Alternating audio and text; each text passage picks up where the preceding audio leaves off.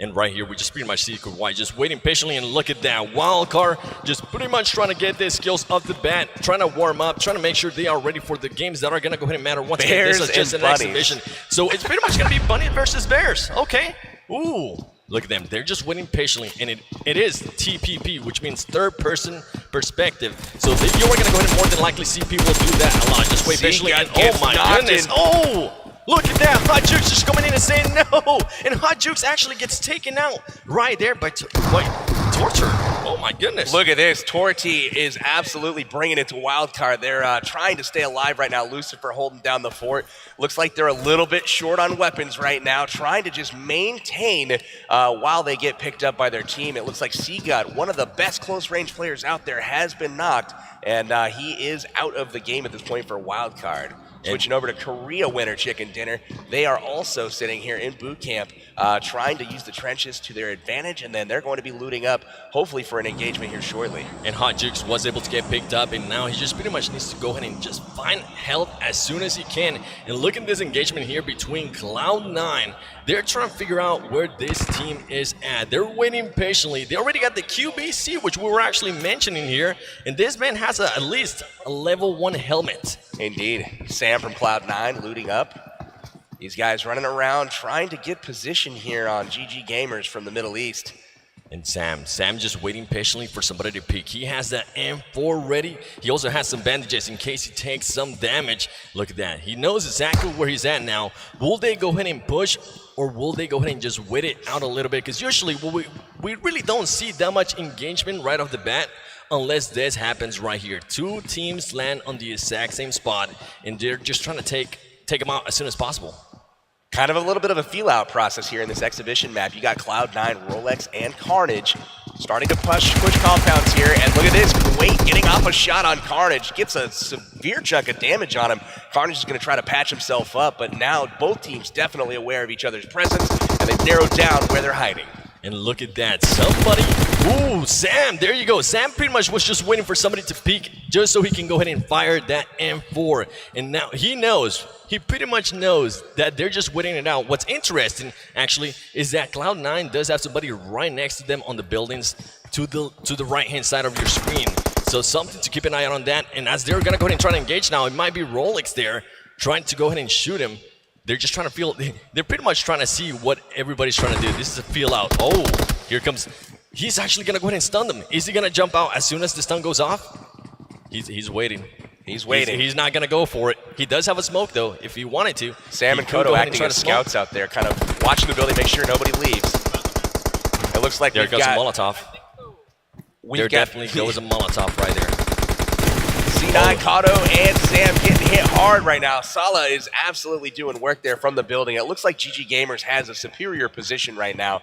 They are holding down the fort, and it looks like they're challenging C9 to come at them or leave. And the interesting thing here is that GG does have the height advantage, right? They are going to be able to see him. If they move at any moment, they're just going to go ahead and try to be able to just throw any nades or anything along those lines. And just an overview here of the map for you, where all the teams are at. If for some reason you are new to PUBG Mobile, they need to go ahead and be inside that white circle. If they are not, they're going to go ahead and start taking damage. And as the game does progress, they will start taking more and more damage. A couple shots there. Rolex and Carnage trying to make their way up the stairs. Here comes the push. They do get the knock, and he's going to finish him. Somebody is behind them. They are going to go ahead and turn around. Here goes Rolex. They're pretty much trying to hunt him down. Now they have to reload. They come back up. It's pretty much a cat and mouse here. Another finish from C9. Great teamwork there as they basically exchanged fire back and forth while each other took cover and reloaded. And we move our attention back to boot camp, where Wildcard is still alive, and they're going to be going up against Korea Winter Chicken Dinner. And just to remind you, if you are just for some reason tuning in, Wildcard did lose a player earlier because they got into engagement super early. Luckily for them, they were able to rile up and finish off that team, and also pick up Hot Jukes, which it seems now he was able to go ahead and get enough health to his advantage. And look at this grenade right here. Oh, baby, is that going to go ahead and get anybody? He's on the other side of the wall there. Pretty close, but great shot there. Definitely saying, hey, we're here. Announcing our presence. They know they're in there, and Wildcard is very, very outnumbered here by just one, but that can make a huge difference, especially if they all decide to go ahead and push there at the same time. I think from what it seems like everybody has already looted this building. Just everything. There's nothing on the floor. They're just trying to make their way out of here safely at this point, but they're pinned down. They're going to have to battle their way out. They're comfortable with that. And Wildcard, no stranger to playing with 3 players, actually winning a couple of chicken dinners, minus a man in the North American Finals. They definitely done so. And Hot Jukes there with that level 2 helmet was a little bit damaged. So more than likely, he is going to go ahead and try to find some. And right here, LH doing you. Taking some shot there at Evos. They're not going to be able to see him because they got some snakes on the ground. Ladies and gentlemen, look at this. They don't even know where they're currently getting shot from. So 2 knocked right now from Evos. Evos coming in from Thailand, a really, really strong team that everybody in that region was watching out for, finishing 2nd overall in Asia. Evos pinned down and in a bad spot right now. LH still you doing absolute work, but returns fire. TDZ goes down. And there you go. Evos just starting their rotation and being able to go ahead and finish them up. There is still one alive from what I was able to see there. What is he going to go ahead and do? Is he going to challenge? He is. Look at this madman.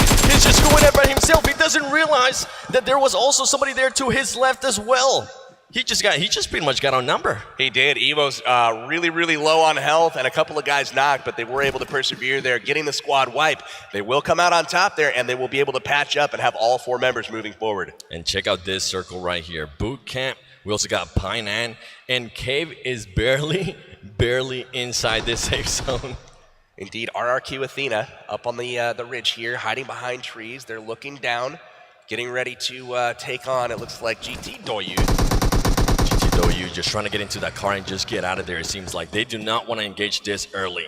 They actually played it that really, really good. Just getting behind that building, getting inside, and just getting out of there as soon as possible. They say, no, this is way too early to go ahead and engage, and that's completely fine because they want to go ahead and just save some of those, everything that they have until the end. And look at this fight right here. CPT just pretty much trying to take up that car. They did not want them to go ahead and escape like we just saw that previous team do.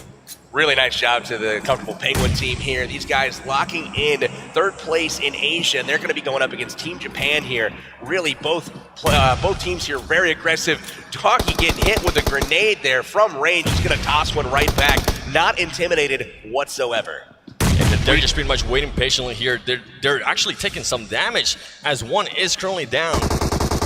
We got Salt Chia here pushing away around. He gets the knock here. Nice job. He's going to get knocked in return. And look at the push coming out, and comfortable Penguin team absolutely making short work of Team Japan. Team Japan will go out early here. They're the 2nd team eliminated, and it looks like 18 will be remaining at this point in time. 69 left alive, and here we turn our attention to one of our stream teams, and it looks like we've got Xeon here with the QBZ. QBZ being able to spot one. There goes one down. Pretty much, I'm not able to really see that name, but Sion just trying to push forward. Look at his health. Oh my God, goodness. 1 HP. 1 HP, and he's just winning out that little snake. And there you go. That's it for him. He does get taken out. And that's the team, actually. That whole team got taken out and wiped. That's right. Stream team is going to go down. They will be taken out. Really nice work there from Illuminate from Thailand. Those guys absolutely peeking that ridge, taking them down. And it looks like right now we're going to shift our attention over to Team BRK. They're down to their last hope. Only one player left standing. Going up against Vandy. And look at this right here. He does have a Vector. He is able to go ahead and take one down. He has to watch out. The other team might go ahead and just Katarina Suki absolutely destroying in the house, getting a couple of finishes here. Baraka taken down. This is our all-female team that is here, full send, and they are representing so far. Vandy getting knocked. Nice flank there from Zod. Zod working his way around, going to get the finish here with the Vector. Vandy definitely not able to see any of that, and Caveira pretty much gets taken out. Interesting play there by BRK. He decided to go ahead third party. Carnage is rocking him with C9, looking at down from the top of the ridge here. Really good third-party play there from Cloud9. And as you can see there on the minimap on your top right-hand side, they're now starting to push. They're now starting to surround that building. And here comes Cloud9 just trying to get them easy claps, baby. They're going to go more than likely go ahead and push this. They look behind the door and just absolutely destroy that, man. Now they just go ahead and need to find the last player for full send, as Rolex is just pretty much trying to loot up as much as they can They just came in and got some easy It was a kills. smart play, man. They took advantage of 2 weakened opponents, and they were able to get in and get the job done, wiping both squads there. Kodo finishing off Katarina Suki. Really impressed, though, with the play of Full Send there, taking down South America's top team. Really nice job to them and Team Fandy. Yeah, that's definitely a surprise, honestly, to me. I was not expecting that. I thought BRK was going to be able to win that engagement, but Full Send coming in hot. I want to go ahead and see that next game now. Let's see it. Let's see some more from them. We got Hero officially here for Team Hero, and it looks like they're going to be taking on the Penguin team here. Ooh, that grenade. Nice. That Kobe, baby. Hero, that was a very, very nice grenade. And now they have to go ahead and watch out. Now, the only thing that we do have the team start worrying about here is getting third party, kind of like what we saw with Cloud9, Full Send. Look at the flank. Look at the flank developing right now. 762 coming around. Look at that. Gosh. Beautiful job. The Grossa just pretty much being able to go ahead and destroy Hero. That might be it for his team. They got Kenris up on the hill. Kenris is up on the hill with Foxer. Those guys are absolutely lethal as well. But man, what a clutch flank there from 762 coming around, just sneaking up on them. They were trying to pick up their teammate, and oh my gosh, that was it for those guys. Kenris and Foxer here. They're trying to heal him up as soon as they can. If not, that is going to be it for them. They are wearing the the bear suits. Getting confused here between this team, which they are actually wearing the bunny suits. They're just waiting patiently. They don't want to move yet. They want them to go ahead and push. They're using that third person to their advantage. Yeah, we need to see the map here shortly, but we've got Foxer basically holding serve here, waiting for 762 and his team to push out of the compound, and it seems like the Comfortable Penguin team is trying to do just that. They've got a good position, but it seems like they're trying to hop the wall and head towards zone. Will they be able to get it to the zone before it moves? Actually, they are already in the zone. Check out this shots right here. He's able to see him. My goodness, the aim on this man there with the M4, the recoil control, and he's trying to go ahead and finish him up. That is it for that team. They actually got third party there by TTN, and he still thinks that there's still somebody there. He didn't notice the kill feed there. They're pretty much gone. Wow, that was really good stuff there. TTN coming on hot, third partying once again, and that's something that we're just seeing a lot right now. And you can see the Galaxy team getting clapped there by C9. They're going to knock a whole bunch of them, and just like that, they wipe them out. Cloud9 already racking up the kills with 9 kills. Keep in mind, this is the exhibition match. Once it's not an exhibition match, they are going to be getting 15 points per kill. Indeed. Right now, it's just kind of a warm-up. Players getting used to it, and we're going to see some streamers doing work. A couple of them already eliminated here, but we do have TT and Anand here, scoping in from distance here, AK with a 4X. Ooh, waiting patiently there. I heard that sniper rifle. They're moving in smart, actually. They're going from rock to rock. They're making sure they don't get caught out in the open. And as I say that, somebody does get caught out in the open, but as soon as he hears the shots, as soon as he actually gets tagged by one, he finds a tree to hide behind. That's right. The Terror from India hiding behind the rocks and the trees right now, trying to make their advance. CPT from China holding court here, basically hiding behind the walls, making it very difficult for the Terror to advance. They're saying, no, not yet. We're just going to wait here a little bit more. And Amit there being pretty much left his head out for a little bit too long and was getting tagged from a different team, actually. That's one thing I've noticed about all of these players is the aim is really on point so far. These guys are not missing shots when people are showing their bodies at all. They're getting hit hard. So it's very, very evident the skill of all of these players at the Global Finals. Look at this. Who is going to go ahead and make a move here first? Is pretty much what it comes down to sometimes, PB. Who is going to go ahead and just decide, you know what, now is the time to move, as we actually see a brand new zone. And look at all the teams that are currently outside of that zone. Ooh, hiding behind that car. I don't think he's going to be able to make it. This man with the AWM, that is it, baby. Evos just takes him out as he starts getting shot from the right-hand side. He's going to go ahead and start just moving away from that. He knows that he might be getting third party here, and he's like, nope, not yet. Evo's Bull Shark staying alive. He's been knocked once already, but he's able to stay up. It looks like Terror has gotten the AWM shot on CPT as well on the other side of the map. Lots of action going on, but look at this. We've got Bull Shark focusing in on one of our stream teams. So good stuff. And Bull Shark now is starting to head towards Cloud9. Now, one thing that I actually like about Bull Shark here, besides the AWM that he does have, he also has the ghillie suit. You can only go ahead and get that ghillie suit from an airdrop, and somebody just pretty much destroyed with the QBC and the QBU as well, putting in a show here.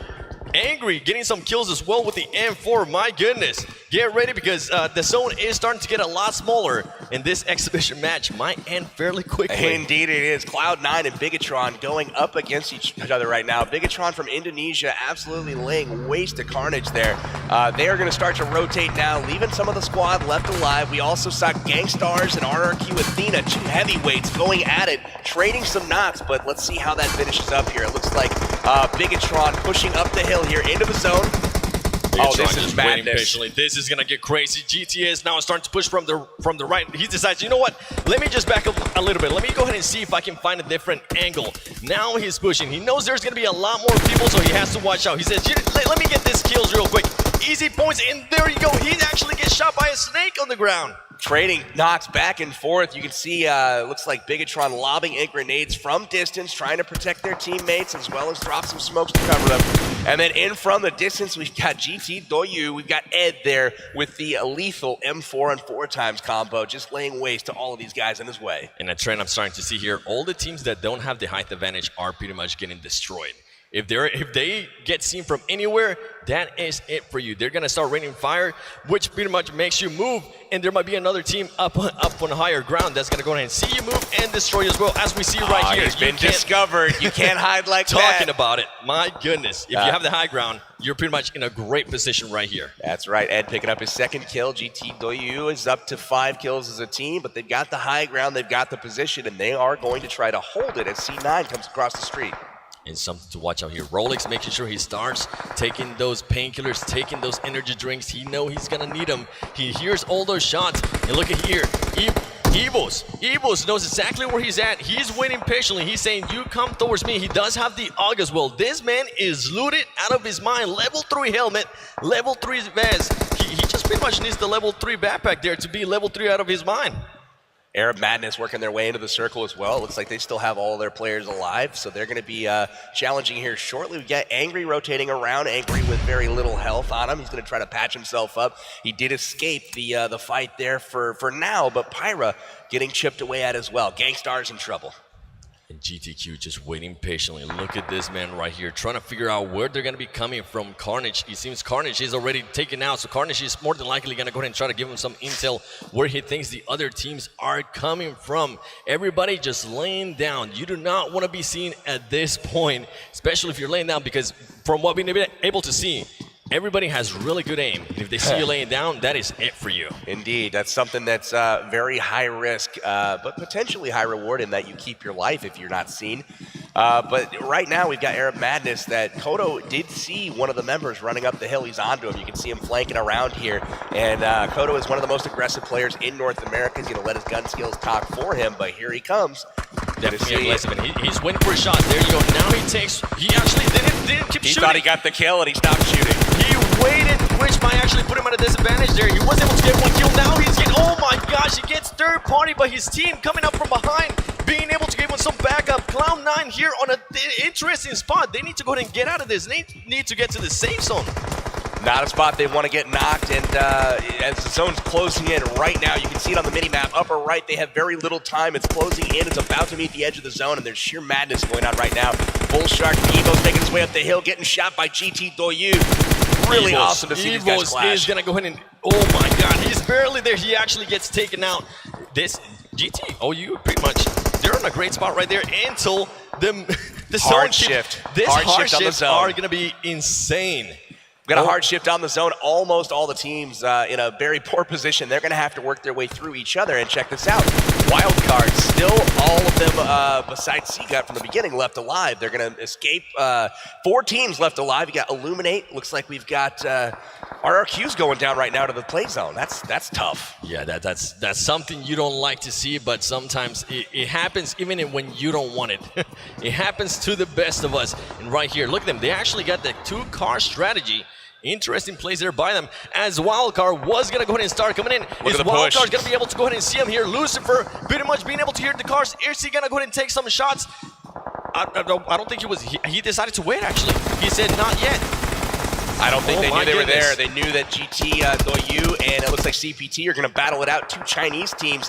They are doing work, but look at the third-party action that's going to be coming here shortly from Wildcard. Yeah, Wildcard is on a great spot right there. If they're able to get down. And as I said that, they got they're discovered. getting third party.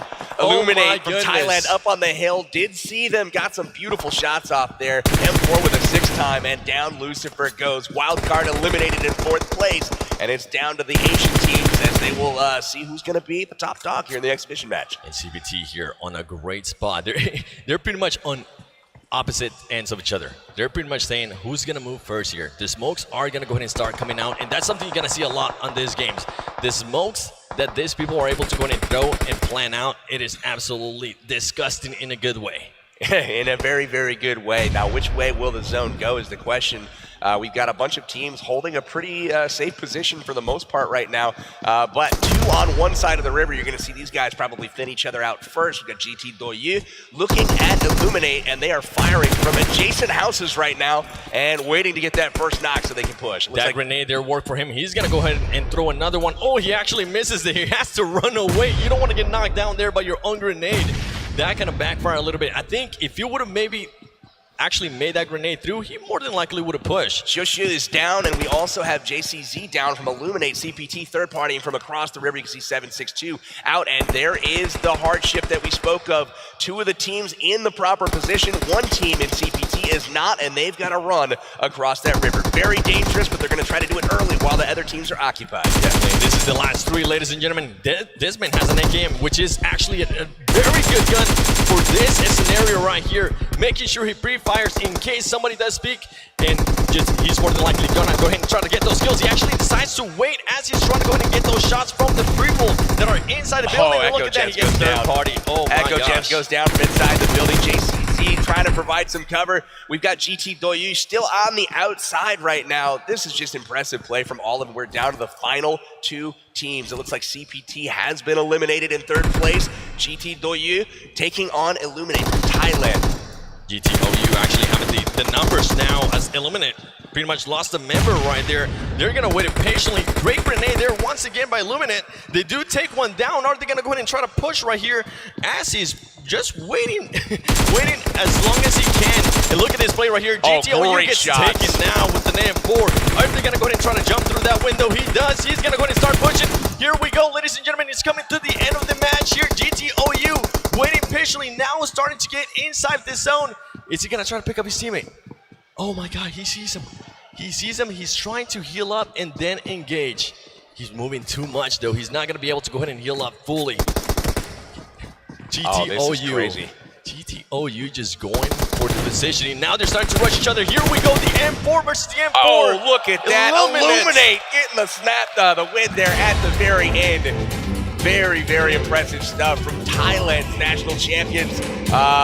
Really, really fun game there, 7. What did you think of it, my man? Boy, let's just say if that is gonna pretty much be the pace of the next games, I am so ready. I'm so down. Teams came in hot, and as we saw there, even though Wildcard lost a player there towards the beginning, they were still able to go ahead and, you know what, they said, all right, we're gonna play smarter now. We're not gonna go ahead and push as much. So I'm looking forward to see how they're gonna go ahead and react in the upcoming games. That's that. Yeah, Illuminate taking the exhibition match to start things off. Impressive stuff from them. And overall, looking at how Sandhawk played out, a lot of aggression very early on in just kind of isolated areas. Just teams here, teams there, just having like that 1v1 kind of face-off at the very beginning. Right, there was a very slight lull in the middle of the game, but overall a very aggressive, a very action-packed game the entire way through. Knocks from the very beginning by Wildcard, and then all the way through to the very end. You see Illuminate here, your champions of the exhibition match, coming out on top. These guys are used to finishing first. Yeah, and it came down there to pretty much a 1v1, and they were able to win it, as GTOU was just trying to run away, get his health in, but for some reason, he just kept on moving. He wasn't able to actually get that full health in. I wonder what was happening there. I mean, it's very rare you end up in those circumstances, right? It was, both teams were kind of still alive, but 3 were down on each team in the same building. So a very hard decision to make, I think. Hey, definitely. You saw them kind of struggling with that decision. Do I revive? Do I let him go?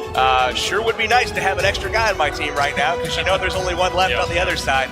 But ultimately decided to go out, take his attention, and knock him down at the rock.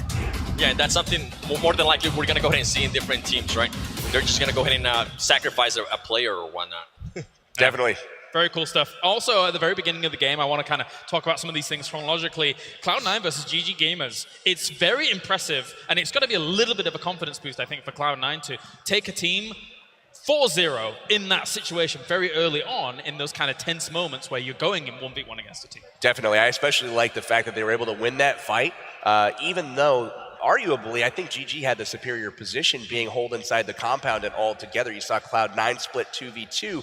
Had GG pressed the action a little bit, they may have been able to pick up an outnumbered situation. Unfortunately, it wasn't meant to be. Rolex and Carnage able to push up the stairs and really do a nice job in tandem, alternating their fire back and forth so that there was always some sort of suppressing fire coming down onto GG Gamers. Definitely with Cloud9, another thing that we actually saw there is they were able to third-party a lot of people. They were able to pretty much just come and clean up kills and just start racking up the kills, which is going to be a huge thing in this tournament. Definitely. And we can take a look at some of the highlights from that game, of course. There's plenty of kills here, there, and everywhere. We saw a lot of edge play that got exploited, I feel, especially by a team like GT Doyu as teams were coming in, easily able to kind of clean them up in certain positions. Lots of edge play there, firing across the map, and you saw GT Doyu. I thought that it might be a little bit risky to play that way, especially with some of the hardships we see oftentimes on mobile. However, they had those cars there towards the end, and as it looked like Wildcard might catch them and actually be able to take them down before they made that final rotation into the last zone. Yep. They got in the vehicles, 2 of them, just in time, made their escape, and that made their edge play all worth it. Just in time. If not, Wildcard more than likely would have been able to go ahead and get those kills. And you know what? We can talk about it pretty much all day. Why not? Let's actually go ahead and see some highlights here from the first exhibition match. Highlight number 1 is a plane flying directly through the arena. We've got Evos and LH doing battle at one of the supply drops right off the bat. Flare called in, and these guys did battle. Snaking it out of the grass. LH getting the upper hand, but the tables quickly turn. Not able to finish off any of the Evos players. Evos turns it around, squad wide. And Poolsen right here, one of the surprises actually of this match, Poolsen being able to go ahead and take out some people from BRK, as BRK lost a lot of players, and later we saw Cloud9 just came in and cleaned up house. Zod, the hero there, keeping his squad alive, but he's only a hero for the next 15 seconds. Cloud9, third party, and coming down from the mountain, wiping out both of them. And Sam with the M4. My goodness, does that man have a name? And look at this man right here with another M4. We're seeing a lot of M4s from that match. You know, with the amount of QBZs available on the map, I am, a little bit surprised there is not more variety, but the M4 definitely the weapon of choice. Look at this. The 6 times on the M4 from range. Wildcard getting taken down in 4th place. Top finishing team from North America there. And Illuminate pretty much just being able to go ahead and clean up when they needed to go ahead and clean up those skills. They know that that team was going to have to go ahead and push towards the zone, and they were able to secure those skills. And right here, if you peek, they are going to go ahead and get you. And GTOU just getting some amazing kills there as they see people peeking in the 1v1 towards the end, securing that win for Illuminate. Great position from 6 God there. GT Doyu unfortunately forced out of the zone, and he's got to confront him, probably not on his terms. That ultimately cost him. You can see Illuminate finishing in 1st place there, GT Doyu in 2nd, and then we've also got the comfortable Penguin team from China wrapping up your top 3. All important though that this being an exhibition match, none of those points matter towards the overall standings. It was fun. It was some warm-up. We got some great streamers involved. Shout out to all of them who participated. Hopefully it was fun going up against the pros. I know that would have scared me a little bit. I tried it once. Not again. Well, guys, let's hear from our winners who are over with Valdez on the stage. Thank you, Calaris, for handing it over to us. I'm here with Echo from Illuminate Gen Z. They just won the exhibition match, and it was a fun one, down to the wire, it really was. So, how do you feel after winning that first match here tonight? ก็รู้สึกดีนะครับผมก็ถึงมันจะเป็นการแค่ซ้อมแต่ก็ทำให้เรามั่นใจในการแข่งขันจริงก็เราจะทำให้ดีที่สุดครับเพื่อคนไทยครับขอบคุณครับ I feel so glad that I win this match, though it's a warm-up, but I will try my best in the following game. Okay, that's fantastic. So you are one of the teams here from Thailand. There's 3 of you representing the Thailand region, and it's very well known that you guys are fantastic at PUBG Mobile. Do you have confidence that you can represent Thailand and perhaps win the entire thing for Thailand and for Illuminate Gen Z?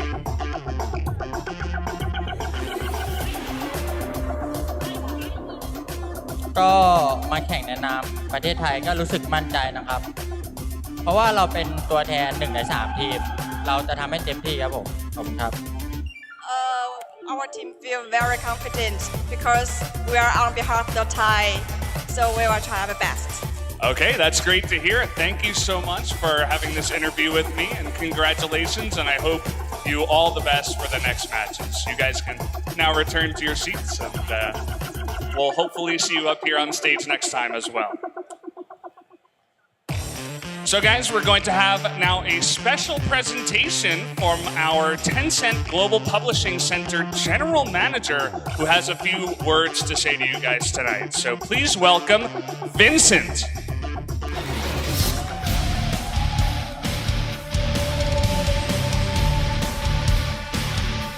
Hello, everyone.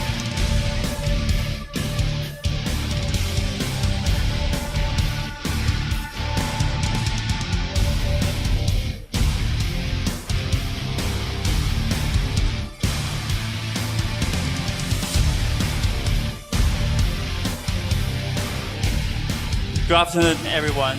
I'm Vincent from Tencent Games. Today, I'm so excited to see so many people of you attending the PUBG Mobile Star Challenge Global Finals here in Dubai. Thank you. Since 2007, when PUBG launched PUBG Mobile, since PUBG was launched last year, Tencent Games has worked closely with PUBG Corporate to develop PUBG Mobile. In just 6 months, PUBG Mobile became one of the most popular games in the world. And I would like to take this opportunity to walk you through the journey of PUBG. And I would like to say our success will not be possible without your support. Within just 1 week, PUBG Mobile has been #1 download among more than 100 countries in the world. And I think this is like a very proud record for us. And after 4 months of launching, we got more than 100 million registrations. After 6 months of launching, PUBG Mobile became one of the most popular games in the world in terms of monthly active players. Besides all these numbers, PUBG Mobile has also been nominated for a lot of global gaming awards, which I'm so honored. Now, I would like to take this opportunity to announce something more, that PUBG Mobile has more than 30 million daily active players in our games. And we have more than 200 million registered users globally. Thank you. Thank you. Thank you. It wouldn't be possible without all your support. In the future, with the support of our partners like Google, like Samsung, we're going to continue to build more content, and also we want to build a better quality ecosystem that you will have better enjoyment and you will be proud of PUBG Mobile. Today, I would like to take this opportunity also to use a video to show you the recap of what's going on with PUBG Mobile, and please enjoy. Thank you.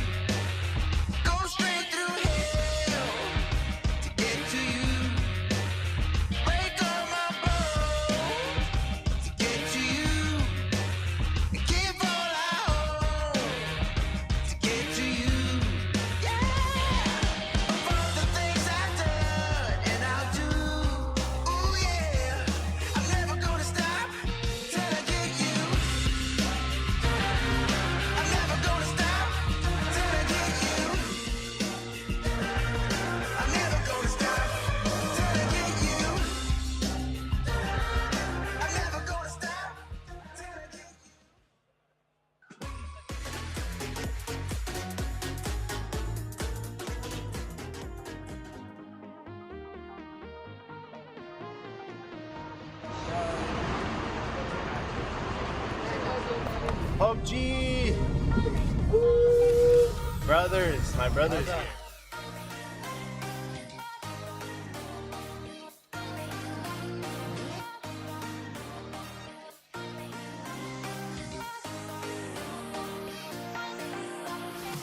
Here we go. Where are my other people at?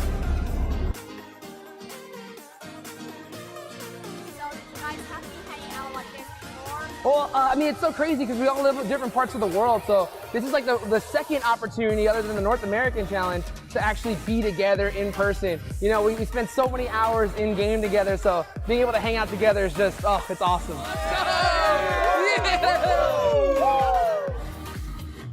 I'm excited. I'm excited.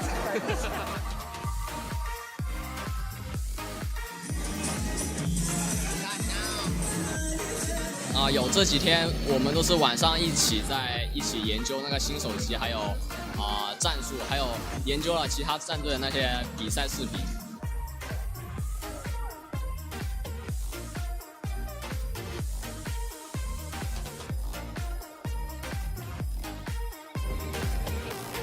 يلا كل واحد مكانه.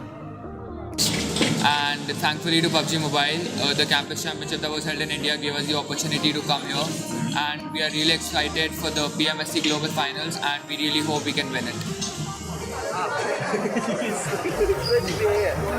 이게 1회로 끝나는 게 아니라 2회, 3회 계속 이어질 수도 있으면 좋겠고, 저희뿐만 아니라 많은 전 세계의 사람들이 이런 기회를 얻어서 좋은 경험을 해봤으면 좋겠어요. Saya suka PUBG Mobile. PUBG Mobile. ”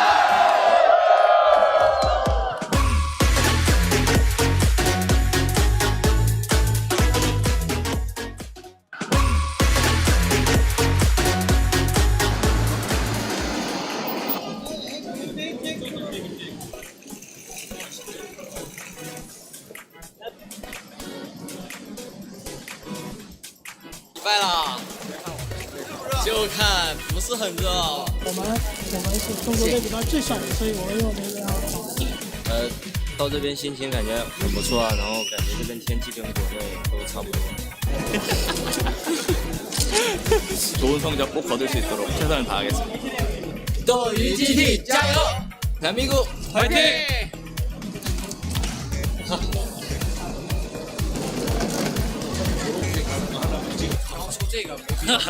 加油!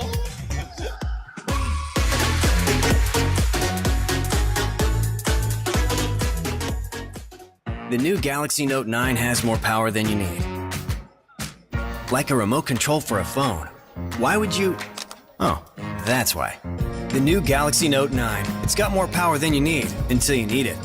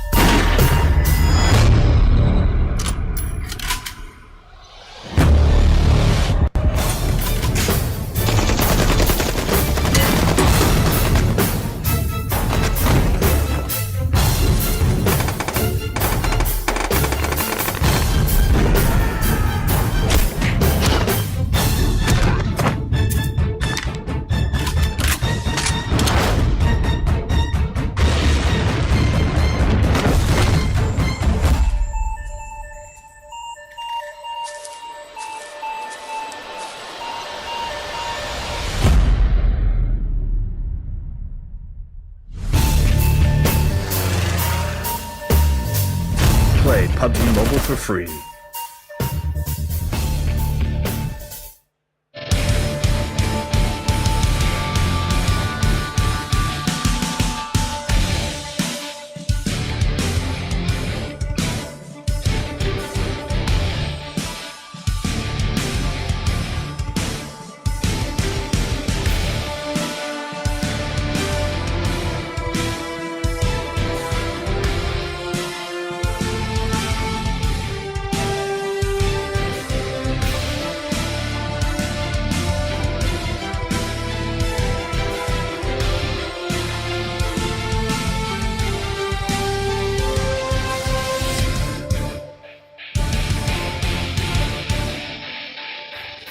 Welcome back, ladies and gentlemen, to the PUBG Mobile Star Challenge Global Finals for 2018, as we have completed our exhibition match, and soon we'll be moving on to the main portion of the tournament itself for day number 1. My name's Kyle Lawrence, I'm your host, and to my left-hand side, as always, we have Mr. Powerbang and we have Seven Worlds Gaming. Gentlemen, though, we're going to wrap up what we thought about our exhibition match overall. It's always nice to get to see Sandhawk, I'll be honest. With the smaller map, you get a lot of action very quickly. Definitely. We've had a lot of talk about Sandhawk so far. We got to see it in action here this last game. Again, really impressive gameplay from pretty much everybody from top to bottom throughout that game, and it was nonstop the whole way through. One team I want to give a special shout out to, and that's Full Send. Really impressive stuff, taking down a really good opponent. Yeah, that was definitely one of my surprises. As we pretty much mentioned that earlier, is Full Send was able to go ahead and take out some of the best players from South America from BRK. That's something we did not expect at all. All right, well, we are ready to go and get things ready for our main tournament as a whole. So before we do that, let's introduce 4 more of our teams that are going to be trying to become world champion.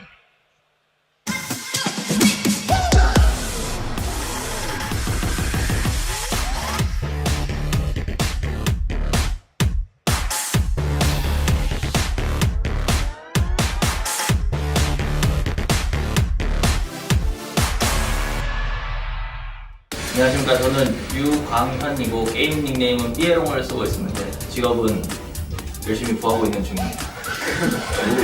안녕하세요. 저는 아르케 저스티스라고 하는 선수고요. 고등학교에 재학 중인 학생입니다. 안녕하세요. 저는 리퍼 세븐이라는 닉네임을 사용하고 있는 대학생 조문기라고 합니다. 제이전 김정준입니다. 게임 닉네임은 지금은 서울 중입니다. 유성호예요. 내 정도 실력으로는 15멋이에요. 네임드들 잘하는 분들이 약간 초반에 일찍 어디서 다들 없어지셔가지고 근데 운 또한 실력이라는 말이 있기 때문에 네, 그것도 어떻게 보면 실력이지 않았나 하고 혼자 생각해봅니다. 대회를 하면서 진짜 2번 눈물을 흘렸는데 예선에서 이 두 번째를 이긴했을 때 진짜 너무 안 좋더라고요, 마음이. 마지막 라운드 때 그 포인트를 먹어서 딱 16점으로 막차를 탔는데 진짜 그 순간이 너무 좋았던 것 같아요. 저는 우는 거를 저 너무 억울할 때 그때는 좀 눈물이 나서 저는 첫 부분을 먹고 나왔어요. 내 캐릭이요? 저는 당연히 4위라고 생각해요. 시작과 자신 있다면 가슴이 많네. 저스티스 선수는 제가 알기로는 이제 좀 잘 쏘는 선수여서 생각 없이 그냥 막 뛰어다니는 선수로 알고 있거든요. 그래서 이 선수 어떻게 됐는데 몇 번 맞춰보니까 괜찮은 선수가 와서 프로 게임 팀이 많은 C9이 좀 그래도 그 짝과는 어느 정도 자신 있기 때문에 만나면은 꼭 이기도록 하겠습니다. C9 컴온. 우리나라 대표에서 온 거니까 가는 데까지 가보고 목표는 뭐 그냥 간단하게 우승입니다. 게임하면 한국, 배틀그라운드 하면 한국 아니겠습니까? 열심히 해서 1등 하겠습니다. 화이팅! 코리아 위너 치킨 디너 야!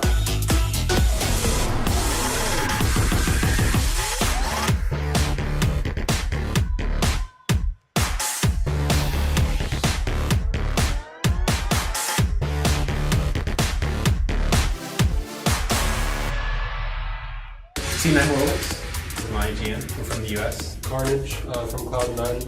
Cloud9, I'm also a Pubgm player. My name is C9 Sam. I'm from Canada, Toronto. So, anywhere you go, whether it's school, work, anyone either knows about this game or plays this game on a daily basis. It was good. We understood that we still have to stay focused. It's only halfway into the competition. So. We actually didn't party, unfortunately. What we did was study the other regions. We know that there's good squads from other regions like China and Thailand. We watched their Star Challenge. We studied the game, we took notes. We win all the time and then I expect us to win. Just normal. The Korean guy on our team, he's the best player for sure. He's not only the best gun player, but he's a very intelligent player in the game. He kind of guides us on where to go, where to locate ourselves, how to position ourselves, and he definitely puts us in the best possible position to succeed. Sam, he's a strong player overall. He's a good. We're ready for the Dubai. Check us out play. Probably Evo, because we drop at the same spot sometimes. RRQ and Gangsters, our rival. All the teams out there, watch out for us. We're coming home for that trophy. Yeah, we can take them out easy clap. We've watched each and every one of you play from your personal YouTube accounts. We've studied your gameplay, we know your locations, we know where you drop, and we're coming prepared for this tournament. Minimum expectations is first place for our team. You know, we're not expecting second or third or fourth, it's just first. Let's go.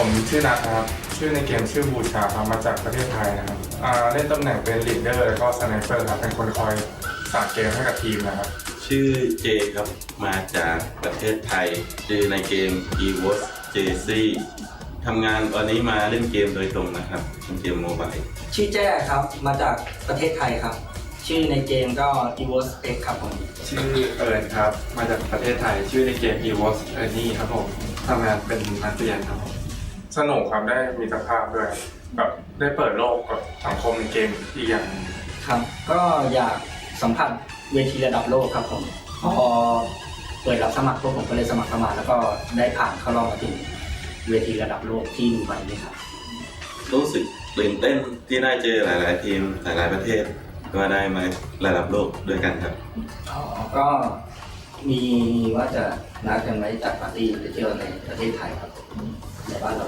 ผมเชื่อทุกคนนะเพราะว่าเราขึ้นมาเป็นคำว่าทีมนะผมเชื่อมันทุกคนก็ได้หมดครับเพราะว่าทีมเขาก็เป็นทีมที่น่าเก่งพอสมควรดูจากสปอนเซอร์ข่าวนายแล้วหลายๆเกมอะไรเนี่ยทั้ง CSGO ทั้งอะไรน่าจะพอสมควรก็ต้องยิงให้หมดครับแต่ถ้าเกิดคุณยิงไม่หมดคุณก็ไม่รอดครับเป้าหมายของทีมผมก็คือเป็นแชมป์โลกครับก็จะทำให้เต็มที่นะครับอย่างที่ครอบครัวได้ฝากไว้ครับก็ครอบครัวเขาบอกว่าให้เต็มที่ขอให้เราเต็มที่กับการแข่งขันนี้ก็ฝากถึงเป็นแฟนทุกคนนะครับไม่ว่าเป็นแฟนหรือว่าRQอะไรนะครับฝากเชียร์ได้ครับมาแข่งขันนี้มาในนามทีมชาติไทยนะครับส่วนก็อยากให้ฝากติดตามเชียร์ทีมชาติไทย3ทีมนะครับจะเอาแชมป์โลกไปให้คนไทยทุกคนแน่นอน EVOS Number 1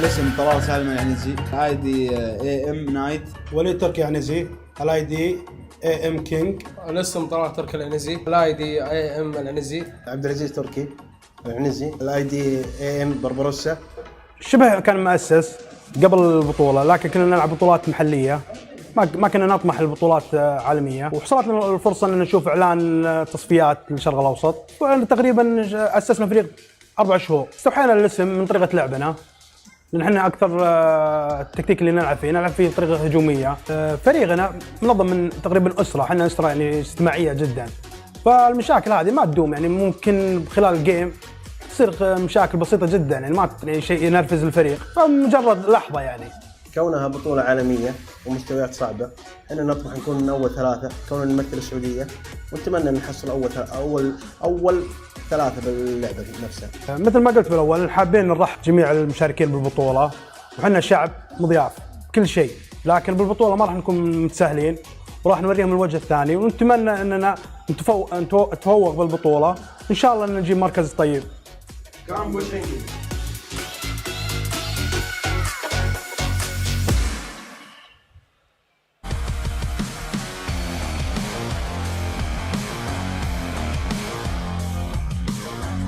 Them's fighting words from Arab Madness coming in here and trying to put the other teams down as we get into the main tournament itself. Once again, Pubgm as well as 7 Worlds here joining me to get into our main tournament games, which are going to be on Erangel. And I'm very excited to get back onto Erangel here to find out who is going to be moving on into the big points. And I want to talk to you guys about drop spots, potential drop spots. There is plenty of room for 20 teams here. However, there are certain locations that favor more more loot than others, I would say. Certainly. There's some really popular drop spots on the map. You're going to see northern Georgia Pole. You're going to see places like Pachinki and Novorepnoye. And these are common spots dropped by a lot of these teams. They have their favorites. Whether or not they did studying of these other teams remains to be seen, but there's definitely some teams that like to drop in the same spots. So look for potential action early as these teams feel each other out. You saw in those intros right there, both Arab Madness as well as Evos. Oh my goodness, they had some supreme confidence there coming for you. Yeah, and BRK and the Terror, the team from India, actually, I saw that they both like landing in Pochinki, so I wonder if they're going to go ahead and try to go for that on the first game. And I want to see if they continue to do that. If maybe Terror takes out BRK, is BRK going to decide, you know what, maybe it's not best we go to Pachinki for the next game? Sure, and obviously you, Mr. Pachinki King yourself, I get it, you're excited about Pachinki, that's fine, I don't mind. But a place like Pachinki, we've seen be able to house 2 or 3 teams without conflict initially, but it's then when they're now looted up in North Pachinki, East, West, that they then clash because there's a limited amount of resources in terms of things like cars, for example, that you have to kind of try and get if you need to rotate. Pachinki is not super car friendly. It's got the one in the garage, and then other than that, you may get lucky with one on the road there. So if there's a lot of action early, it could be difficult to find some transportation. But another thing about Pachinki being right in the middle of the map, a lot of teams will loot up their desired location and then head to Pachinki as kind of a second spot to drop into. So you might find another fight on your hands before you're ready for it. Yeah, and just what you mentioned, it is smack down the middle of the map. So if you're able to pretty much go ahead and control that,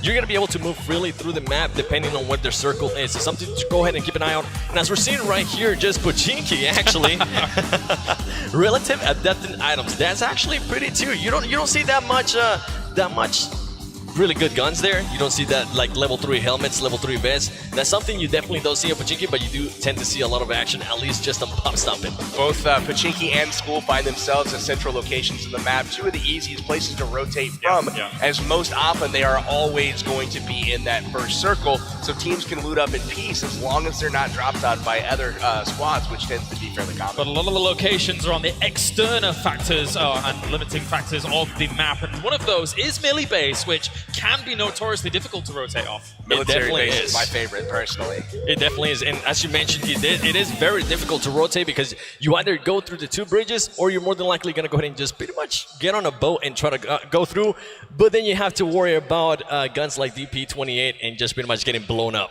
All right, gentlemen, well, without further ado, it is time to get the main tournament ready here and going for game number 1 of Erangel. So, 7PB, take it away for game number 1. I'm excited. It's time for it to count, baby. These games will all count towards the standings. Who is going to make their mark on the global finals first? Who's going to get that first chicken dinner served up here in game number 1? Who's also going to go ahead and strike first? Because keep in mind, now every single time a team gets a kill, that is 15 points to their tally. So you're going to see more than likely teams trying to finish off anybody they see down, even if it is third party them. And look at that right there. Round 1, ladies and gentlemen, of Erangel. Brought to you by Samsung Galaxy Note 9. We're going to be taking a look at some of the best teams in the world.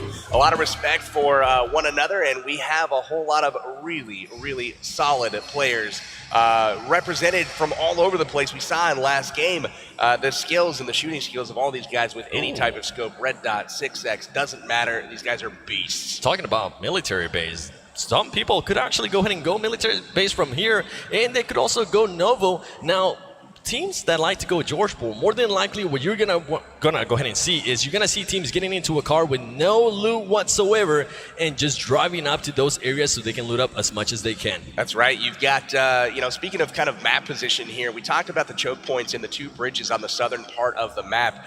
Very, very difficult to transition between the middle part of the map and the southern part, and the zone really dictates when you have to rotate. Now, the northern part, while it is a little bit segregated, it's not nearly as segregated as the southern part. The northern part has probably 6 different routes to get across, so it's unlikely that you're going to be camped there on the bridges or the land passings up there by Stalber. And it seems like nobody wants to go there, just Naya or Mansion, which can be quite divine. But a lot of teams, look at this. A lot of teams going there to military base in Novo, and oh my goodness, look at that view. You saw the players all up there. You're going to see them get knocked out one by one. We'll see how quickly they want to keep their face up on that board. I'm having a feeling. And BRK here right behind Team Terror from India. Terror decides, you know what? I see a team behind us. Let's just not go there. And BRK actually not going to Pochinki. Interesting plays there by him. They're more than likely going to go ahead and just try to play it safe from the get-go, see where all the teams are going to be landing, and then just try to adjust their strategy. That's more than likely something we're going to see from a lot of teams here. And PUBG, can we get Watertown's name on that map there? It needs some love. Watertown, we absolutely love it. So we're going to see some people looting up here. We've got BRK from South America looting up right away in Watertown, and they are all alone. Watertown, I actually don't see many teams looting here. The loot quality is not up to standard, and as I say that, he does find pretty much an MP9 and a Tommy gun, which those guns can be really, really good up close. And talking about, was that Wildcard and Fandy already gonna go ahead and just pretty much find it out? Full send? We'll see. We've got some action here. It looks like Wildcard dropped into Primorsk down in the southwestern part of the map, and we also have some company down there. Hot Jukes and Seagut looking out the window at Fandy. She's thinking probably the right way. Let's get the heck out of here. And Fandy already has an AKM. Oh my goodness, she's looking out for some action there.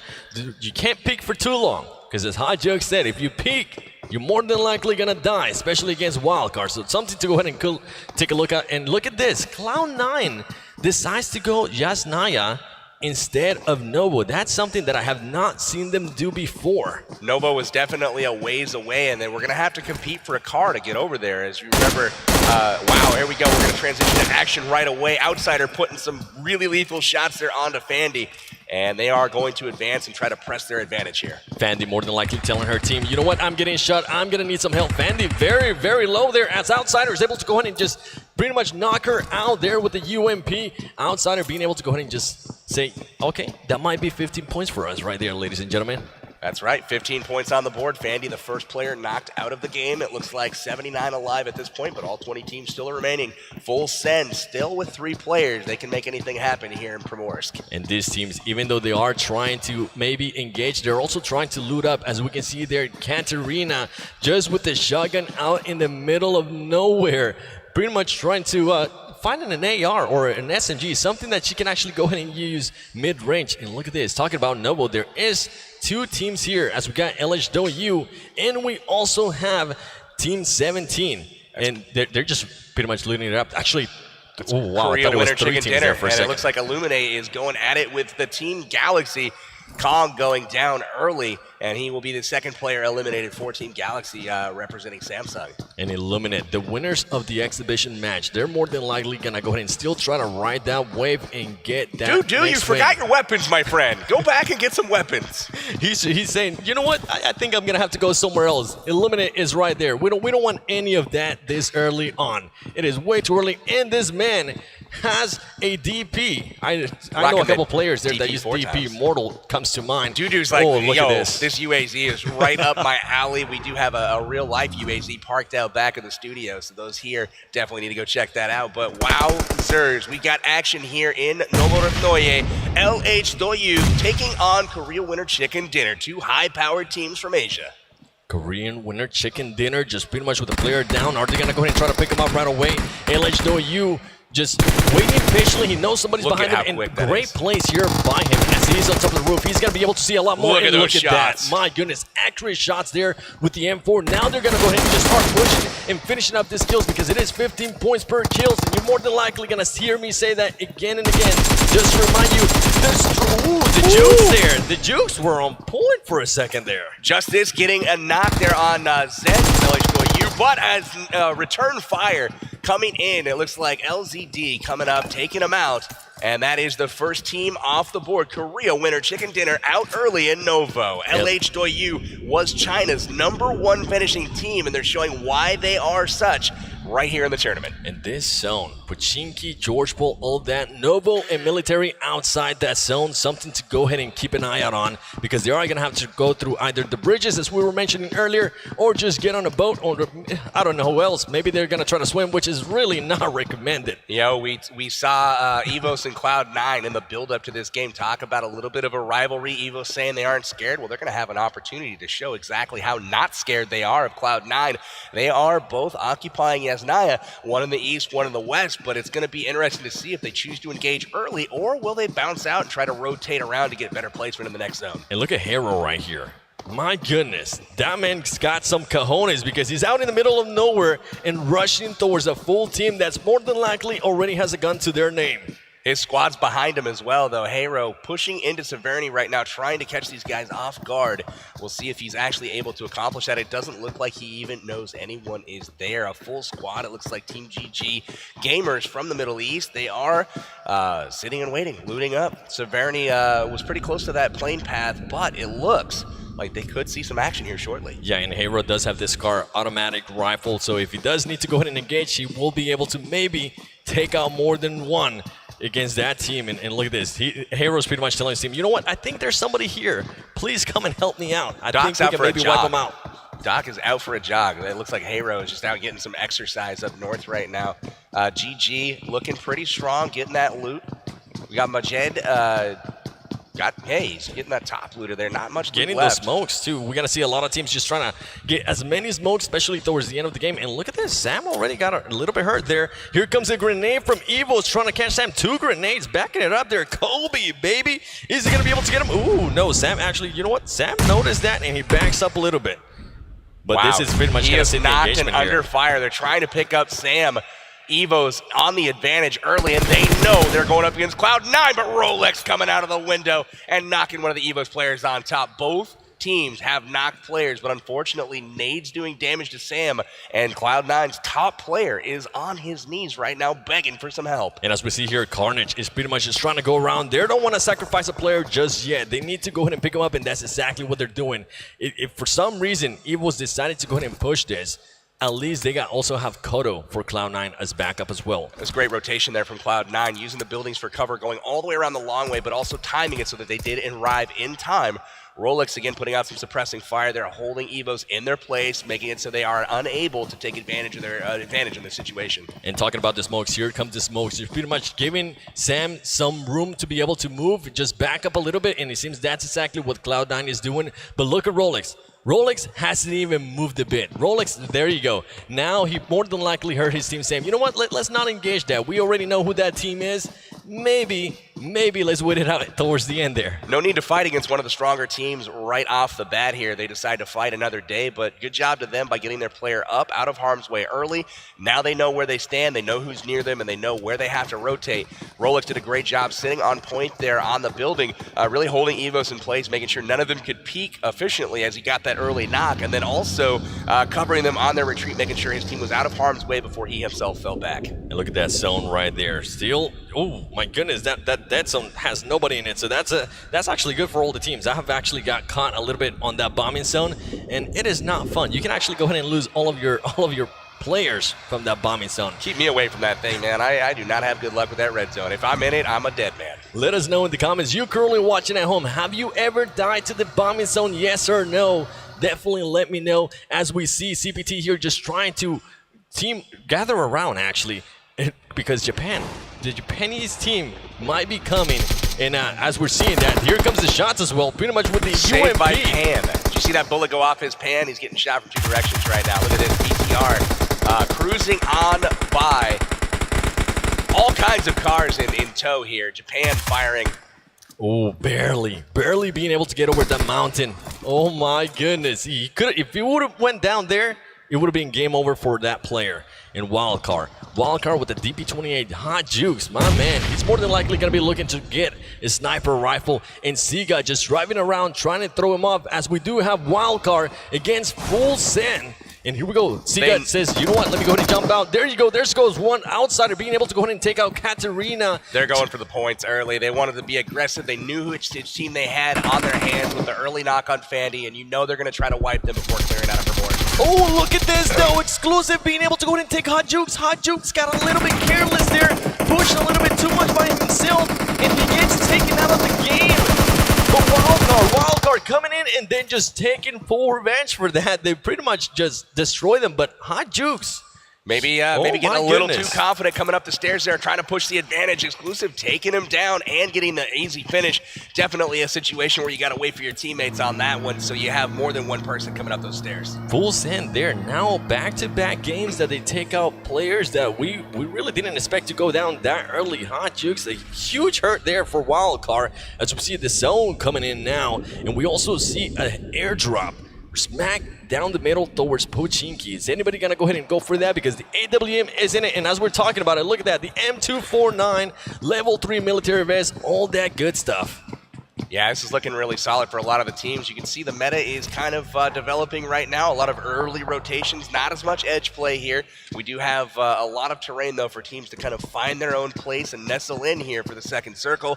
But for the most part, not a whole lot of teams on the outside right now. Everybody vying for position early. Yeah, everybody more than likely just waiting a little bit longer. They don't want to engage this early. And if they do engage, as we saw early there between Evos and Cloud9, one player gets knocked down, another player gets knocked down, pick them up, and you say, not right now. Let's wait it towards the end. And talking about Cloud9, look at Carnage right here, just riding along with, they're actually doing the 2-car strategy. That's something that I've been seeing a lot more in PUBG Mobile.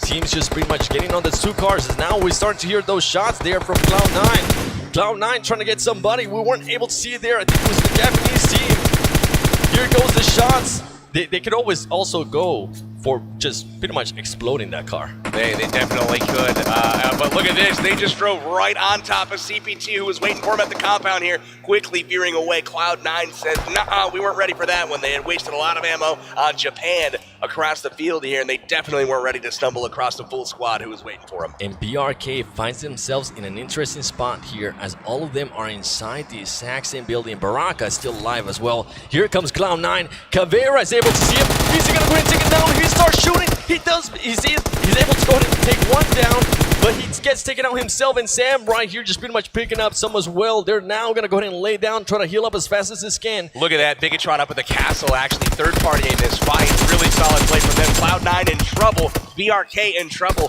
Will Bigatron take advantage of the situation and push in? And Baraka here with the AKM just pre-firing as much as he can. He is by himself here. He needs to go ahead and get out of the spot. He's able to go ahead and take out Kano there. He's gonna keep on shooting. He takes out another man. BRK taking people out left and right. Look at that, Baraka finishing off Kodo. He is down and out. Carnage, Sam, both trying to get back into the fight here. It looks like Rolex has been hit as well. This is trouble for C9. Rolex out of the game early. Kodo out of the game early. Sam Class 1 takes one out. Sam's down. Taking out himself. BRK on the defense here, as now Cloud9 is starting to push and just pretty much destroy him there. Bad plays by Baraka. And down they go. Cloud9 out early for North America. Huge plays there from BRK. Baraka getting some kills. Caveira getting some kills. Zod doing his thing. Really nice work from the South American squad. Give that man an AKM every single match. My goodness, that got me hyped. BRK is showing that, hey, we are the #1 South American team for a reason, baby. We're here to win this, and they just pretty much took out the first team, the #1 team from NA, North America, Cloud9. Absolutely. What they need to do is send a thank you card to Bigatron over there, Indonesia's team. Drop it in the third party on Cloud9 right when they got on scene. I feel a little bit bad for Cloud9. Every time they got into a fight early, they ended up stumbling across another squad. First it was Japan, and they stumbled across CPT. Then it was Bigatron taking on that fight there with BRK. Definitely GTOU there, just trying not to get killed once again by that bombing sound. That bombing sound can be annoying sometimes, especially if you're trying to work on positioning. Look at this. They decide, you know what, let's go ahead and put the car inside the compound. That way nobody shoots the tires and we can still maybe get out like bandits. You got LH Doyu down in the south still, making their way in from Novo Noye. They are in the zone. They are boosted up and healing, but other than that, everyone else safe. We got teams moving in, and we got action here. We got Terror from India taking on Arab Madness here from the Middle East. Terror from India telling them, hey, namaste, we are here to win, baby. Let's see what you'll got. Look at this man using the lean option there with the Scar. Scar actually becoming a really, really good weapon. There we go. Team Terror being able to go ahead and take out 2 there. Nice job from Anand there, getting the kill on Alalanzi from Arab Madness. And look at that, peek in the window, gets shot in the face. A meat putting down those AK shots across the building. Gotcha, baby. Go back to the lobby and wait for the next game, as now they are in a very bad spot. Team Terror, if they decide, they could actually go ahead and push like they pushed that first building and able to go ahead and clean up everybody on that second building there, because they are so far behind. More than likely, they are going to go ahead and try to sacrifice that player. Arab Madness in trouble right now, but one thing they do have going for them is there is no one from Terror flanking or really spreading out at all. They are susceptible to grenades right now, so this could be interesting as they try to pick up their teammate. And King just waiting patiently. He's trying to pretty much stay away from the windows, giving his team enough time to see if they are going to go ahead and try to risk it, pick him up. But as you're seeing right now, they are fully outnumbered. Team Terror has 4 of them, and Arab Madness only has 2 players. I wonder if they're going to go ahead and still try to engage this, or just back up and go for placing, ladies and gentlemen, as Sakria waiting patiently for somebody to go ahead and peek with that Scar. I'm seeing a lot of Scars on this first game. Loving the Scar as of late. It's one of my personal favorites as of late. And, man, really good stuff here by India, holding them back, keeping Arab Madness from going up and saving their man King. Really kind of frozen in place right now. Knight's not doing anything as far as advancing. We do have action elsewhere. GT Doyu finally making their way in here, and it looks like they are taking on, it looks like the Kuwaiti team. We've got the GG Gamers out in the field here. GT Doyu is content to group up at the compound here and get that secure position and lay down some shots on the field. It seems like they just wanted to go in there, loot up as soon as they can, and back up. They did throw those smokes to say, not yet, we are not ready to engage. You wait a little bit longer, and they were able to actually go ahead and get a good loot. And look at the, oh my goodness. Wow. Oh my goodness. What a hard shift here, and look at this. Galaxy has already made the rotation up there, and they are again missing a player, but they were able to find themselves in a very advantageous position right now. That map brought to you by Samsung Galaxy Note 9, and now it looks like Team Terror from India is starting to push slowly. They know they only have 2 players. Look at this. BRK team has 3 alive. Arab Madness only actually has 2. It looks like King died throughout the process. They let him bleed out, didn't they? Yeah, they just had to sacrifice him. They pretty much weighed out the options. They say, if we go there, more than likely, we are just going to go ahead and get absolutely destroyed. So let's just wait for them to push us instead. A couple of your big-name teams, RRQ Athena, Thailand's top team here, and then we also have Evos, again, from Thailand. Both of those guys still at full strength, even after an early engagement with Cloud9 in the case of Evos. And I'm actually loving the way Team Terror is pushing this. All at the same time. You don't see anybody just waiting behind.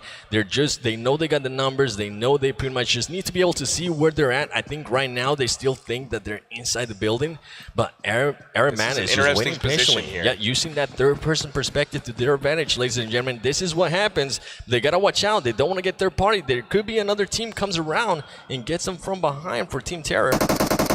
And here comes the shots. Team Terror just pretty much trying to get a reaction. That's something that we kind of see sometimes as well. And there you go. Now they were able to spot them. Now they know exactly where they're at. You're going to start hearing those callouts. They're going to say they're outside the building towards the back, waiting patiently. And Arab Madness Knight just says, you know what? Now they've seen me. Time to move on. Let's go ahead and use this bush wikis to our advantage. They were trying to use the element of surprise, or you saw them on both corners of that lower story, and they were trying to get a push from Terror, but Terror taking it very cautiously, very methodically, pushing up just a little bit at a time, shifting our attention to GT Doyu. They are taking on Bigatron right now, getting some great shots in. They've got one down on the field, and they are in trouble. Speaking of Bigatron there from Indonesia. And you got to watch out, because I saw Wildcard there towards the end, and look at this. GTOU says, you know what? It doesn't matter how far away you are, we're still gonna shoot at you. We need the kills. Interesting stuff. They're deciding not to go ahead and blow up the cars here.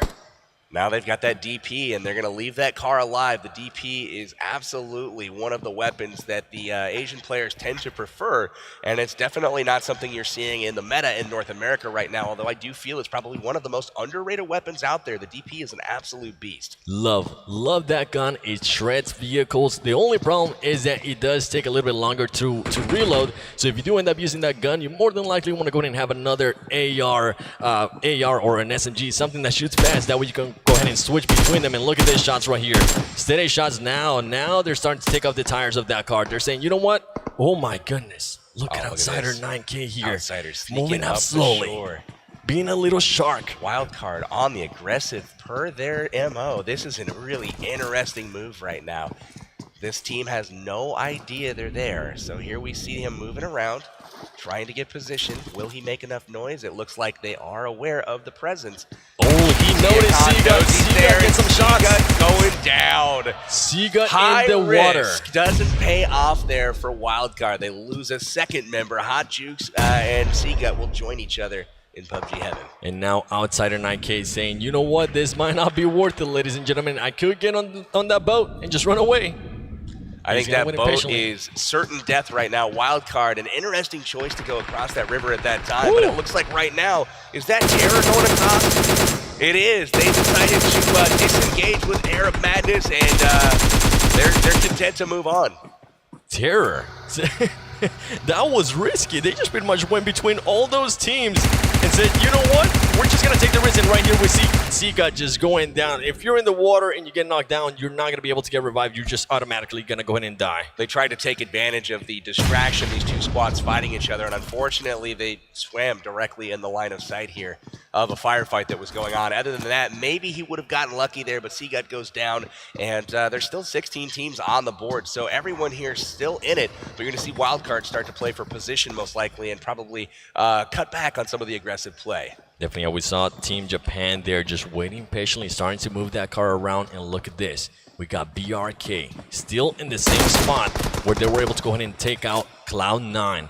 And more than likely, I noticed that Sod K already has been damaged a little bit, so they know the exact position here in Caveira, which came in huge with the AKM earlier, just waiting patiently and letting them get a little bit closer. This is an interesting compound to hold. This is definitely not one of your popular hotspots as far as big compounds to hold, mostly one-story buildings here, and you even saw Team BRK hanging out in a shack a little bit earlier, but it paid off for them. They were able to wipe Cloud9, and here you see Terror getting hit a little bit by Torty. This is Big Russian bot from up in the hills. We got a real scrum going on. My goodness, Team Terror decided to, might have been a little bit too aggressive there, as some of the players are being taken third out. Party by LH Doyu. They finally made their way up from Novorobnoye. They get the knock and finish there on Team Terror. And oh no, they have gone down, it looks like. Team Terror rips in the chat as they were getting third party by LH. And that's something we're going to see by a lot of teams. Just pretty much being able to go and pick up kills. Oh, watch out. You can't stay out for too long. You cooked that grenade for a little bit too long. LH just getting kills left and right. And they go ahead and push as soon as everybody went down. You know what? Let's go ahead and push, loot up as fast as we can, because more than likely, we are going to have to move towards the next safe zone. Definitely. That was really impressive shooting there all the way around from LH Doyu. That's China's #1 finishing team in the qualifiers. They took out Europe's #2 team, Big Russian Bot, there after India's top team, Terror, was wiped out. So a lot of action going on, and that's one thing that I'm seeing develop here is a lot of third-party action. When two squads are fighting, look for a third squad to kind of chip in from the sidelines there and try to take advantage for themselves. And Illuminate against Team Japan. Team Japan going up against GG. What are they going to do here? They're going to go ahead and try to engage. I don't think they even realize that another team's right next to him. Oh, we're going to actually start seeing a lot of smokes here as they're just trying to get through this terrain. GG waiting patiently. Ooh, he's actually, one of his teammates got knocked down. I didn't even notice that. And look at this. Team Japan just waiting patiently in the ground. Look at that. Baraka's getting a knock right now on RRQ Athena over elsewhere on the maps. That's a really big engagement there as well. Baraka's having an insane game so far. He's already racked up 4 kills, and he's looking for more. And GG there on a bad spot as they are not inside the safe zone. And now Team Japan noticed that as well. More than likely, they're going to back up a little bit and just wait for them to peek and come towards them so they can get them easy claps, baby. Team Japan looking really good there. Oh, this zone. This is the worst final zone I think that exists on Erangel. This is oftentimes the battle of will it go north or will it go south of that river. And it looks like GT Doyu in that tower right on the banks is in prime position to hold it, and we'll see how they do holding that division. Oh, look at this. Oh my God, just a barrier Baraka of all out. the cars. Baraka out, actually. Whoa, okay, but Illuminate, look at this barrier by Illuminate. And right here, GG decides to go ahead and push, and Team Japan was ready. They were just waiting for them to go ahead and push. They knew that they couldn't stay out there for too long. LH GTOU is knocking everybody. They just took out another one of Wildcard's members. Wildcard is out. They will go out in 13th place. It looks like, oh my goodness, so much happening right now. RRQ is in it with GTOU, but LHOU is literally knocking everybody right now. So many different members of different squads popping up. They're really, really impressive so far. And something I'm seeing towards the background there, GameStars is nearby, and they are just They've waiting been for quiet. Yeah, they're being quiet this whole game. They're just pretty much waiting there towards the end. More than likely, I've heard them say when the kills count towards the end, but they can also be aggressive. GameStars is notorious for kind of taking it slow early on, not really seeking a whole lot of action, but trying to find themselves very well positioned in the zone, moving very methodically and getting that best position early. This zone, however, the two spots that are the best positions have been occupied for a while now. GTOU right on the coast is really, really well positioned. And as we talked about, GameStars, they are taking on LHOU right now with GTOU chipping in from the sidelines, helping them out. With the nice DP28, if he actually decided to go ahead and take out the card, that would be huge. GameStars just using those smokes. We have known they like to go ahead and just carry around 40 smokes between them. That is just an insane amount of smokes. Ooh, LHOU pretty much just laying on the ground, laying down the fire with this UMP, trying to get somebody. And look at this, Team Japan! Oh my gosh, Team Japan getting pretty much unscathed there. Oh, they actually did lose one of their players, two of their players. That was a suicide mission right there. They absolutely get destroyed going through the area. Unbelievable stuff, and it looks like GameStar still content to hang out in the smokes as long as possible on that bank. And Illuminate moving forward there towards the bank. That's something I actually never seen before. And here come the grenades. LHOU playing this perfectly. Here come the nades, baby. Oh my goodness, how many nades does that man have? Hopping in the car. Look at the timing there. Getting those cars into the zone. Nades out. Very, very well-oiled machine here. You see Evo's knocking CPT at the same time here.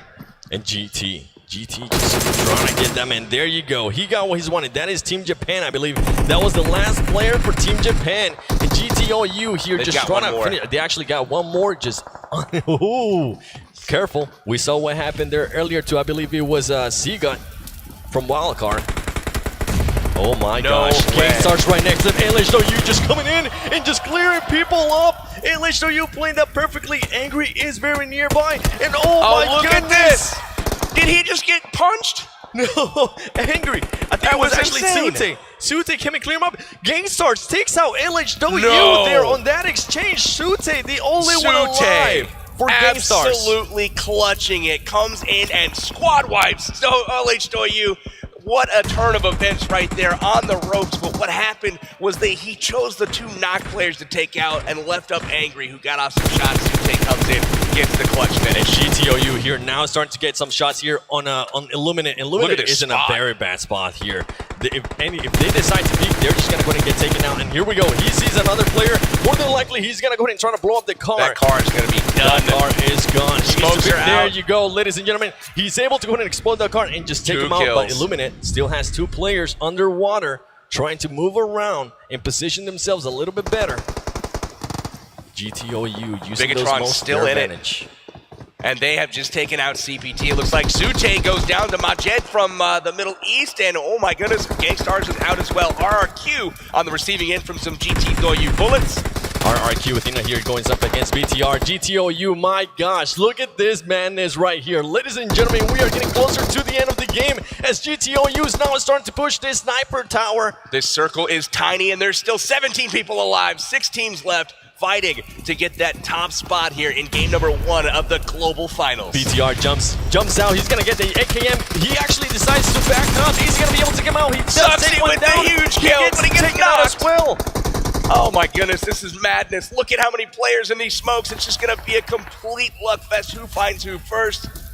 GTOU looking very strong right now. They do have Lucy very close by. They also have other players as they start jumping up. You don't want to jump up out in the open like that. GTOU is looking very, very deadly here as they're just waiting patiently in the circle. It is so small. And here comes the grenades, ladies and gentlemen, as GTOU is going to start pushing. Oh my gosh. This is an amazing push here by GTOU. Nate's going to go off, and they're going to make their final push. There it is. He gets the kill. Team eliminated. Oh, GTOU actually gets taken out there by Luxy. Is he going to be able to finish them off? As another person, there you go, GTOU being able to get the finish. Is he going to be able to pick up his teammate? As now Rusi is starting to move around, takes one down from GTOU, ladies and gentlemen. This is crazy. You guys see the status right there on the screen. Evos and Bigatron with 4 members left alive. RRQ pushing in with their final 2, Senior and Q2E making their way in. It looks like they are going to try to hold this shack and get grenades up into the window here, but Qxi is really holding serve here. He's got great position and a perfect line of fire. I'll have the tables there. GTOU now having the height advantage. They could actually go ahead and just loot those bodies as fast as they can. And oh my gosh! Wow. They blew up the cars. GTOU with the 200 IQ move there. They say they're too close to those cars. You know what? Let's just go ahead and finish them off. So again, we've got Evos and GTOU both finished second place in their region. And look at this, Evos taking down. Oh, and there it is, Evos. The confidence does pay off, and they get the win in Game 1 of the Global Finals. Our top 3, Evos in number 1, and I didn't see the rest because it moved on. We'll cover that, though, in just a moment. GTOU with a lot, and I mean a lot of kills there on that match. They were aggressive, keep in mind, 15 points per kill. Evos, they're looking happy, baby. They were in the right spot. One team that really did well was GTOU. I believe they finished in second place. RRQ Athena in third place. All 3 of those teams expected to perform very well. None of them disappointed. GTOU, though, with tons of kills that game in that optimal position the entire time. Cannot wait to see what the scoreboard says here shortly. Big congrats to Evos for taking that chicken dinner to start off the tournament here. GTOU not only getting second there, but also getting second in the exhibition match as well. So they've got to be kind of feared, I think, coming into this tournament. Reasonably, I think that is one of the things. I mean, if you can make a habit of getting second place every game, you're going to win the tournament. That's just a really, really consistent showing. And they have not only been consistent, but they're being aggressive. They're making shots. Really, really solid stuff from all the teams really this game. And Evo's there just being able to go ahead and take that first win. That is definitely going to go ahead and boost up their confidence even more. And I cannot wait to go ahead and see how they come out on game number 2. And something you mentioned, GTOU actually finishing second place on the exhibition match and now on this first ranked match. What are they gonna go ahead and try to change some stuff, because they have been playing very, very aggressive. You don't change anything when you're finishing like that, my friend. You keep doing what you're doing, you rack up those points and you rocket yourself right up the scoreboard. So at the end of day 1, you're sitting in that top spot. I think something is exemplified from what we've seen here in game number 1. We now understand why Cloud9 was like, oh, Evo's just knocked us. Maybe we should back off a little bit, because they showed in that game that they are definitely very fearsome and something to contend with. Definitely so. At the end of the game, Evos was blessed with a little bit of zone shift there. GTOU had to move out from that tower, and Evos was in prime position waiting for them. Somehow they were able to avoid most of that final fight between RRQ, Athena, and I mean, it was like just kind of waiting on the sidelines to see what happened, and we'll take the winner. Yeah, there was so much action going on there between GTOU and just RRQ that honestly we didn't even pay attention there to Evos, and Evos just came in and just took it like a champ. Mark of a good team. That's right, let's take a look at some of the highlights here, brought to you by Samsung Galaxy Note 9. Jumping into the action, Illuminate early on, taking on a Galaxy team here, knocking a guy early, and this is where you saw the Samsung employees take off on a track meet from Small Power here, and ultimately they made it pretty far into the match, but probably didn't get the place what they were hoping for. And LH, being able to go ahead and take the high ground there, and Noble finishing those kills, making sure to get those knocks, and actually right here, great place by them because they were able to go ahead and take people down. And earlier, as we were talking about Cloud9 against GTOU, they're super early in the game. They engage, they knock one another, and then they say, you know what, let's back up a little bit. Rolex's mom and dad right there on screen actually cheering on their son as he takes out one of the Evos members. Unfortunately, they do go out early. A disappointing finish for them in the first game. And then we've got Hero getting blown up there by GTOU. What an impressive performance from them. I want to say that LH was some of the best aim of the tournament so far. And you see Wildcard C got here getting cross, trying to get across that river. And Team Japan here playing this perfectly. They knew they had to push, blowing up that car, being able to get this easy kills. And LH here just getting an amazing rush there. But Sute coming out on top on that engagement. Right here, GTOU under the bridge, waiting for Illuminate people to go ahead and come out of that water and finish them off. And that grenade, I believe actually they blew up the car being able to go ahead and take out those 2 players there from RRQ. One of the dangers of having so many vehicles is you risk having them exploded. But look at that. Huge victory there for Team Evos. They are confident, they are good, and they are currently at top dog in game number 1. Definitely good points coming in here, but look at that. Who gets the most kills?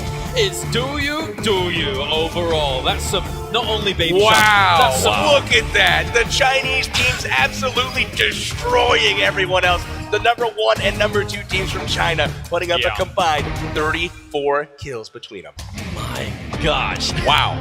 That's some daddy sharks wow. right there. I knew that LH Doyu put together an impressive performance. You saw what GT Doyu did, but those numbers right there, yeah, I'm scared. I mean, the big problem is that for all of the teams, Evos, despite them actually coming first in that game, they didn't get anywhere near the amount of kills that the other 2 teams did, and they were quite high up in the ranks, especially GT. Doyu finished in 2nd place. You can see big shout out to Baraka there, really holding it down, sitting in that shack there at the beginning of that fight.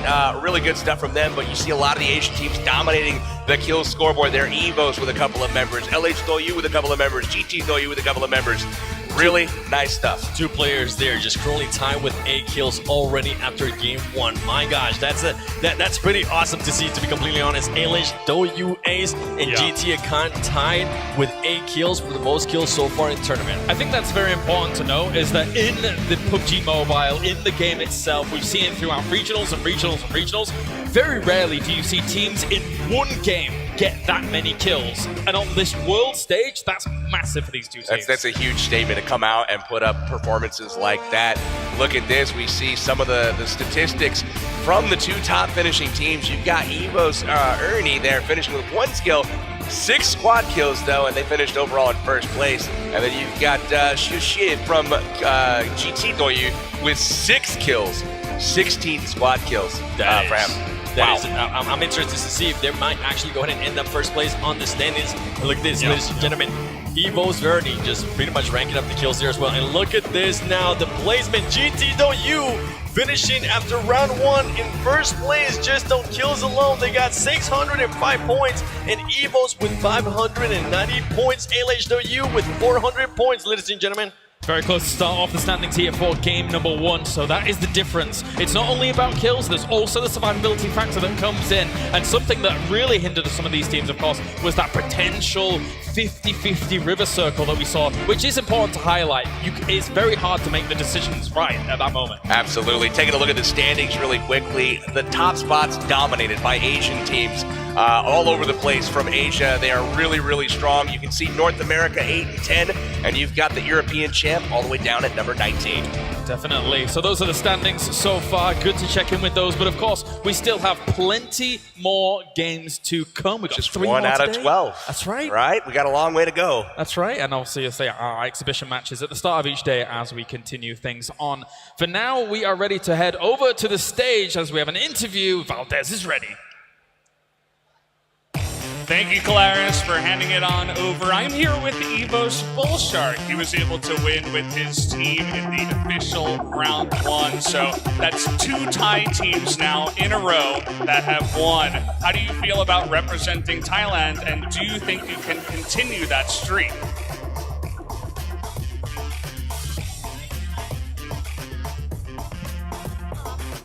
ก็รู้สึกดีครับมันทำให้ทีมผมแบบได้ปลดปล่อยในความอึดอัดของทีมครับทำให้เรามีกำลังใจเล่นต่อไปครับ他们觉得很激动，然后作为泰国队伍获得胜利，然后觉得很光荣。They're very excited to win this round as a Thai team, and they'll continue to keep working hard. Okay, that's great to hear. So I realized that you guys didn't have so many kills as compared to some of the other Chinese teams, but you won the round in the end, which is also very important. So I was just curious, what is your guys' general strategy for when you are playing PUBG Mobile? Do you like to be more aggressive or more defensive in general? So do they like to play more aggressive? Like more offensive, go for kills, or play more defensive and wait for the other teams to die?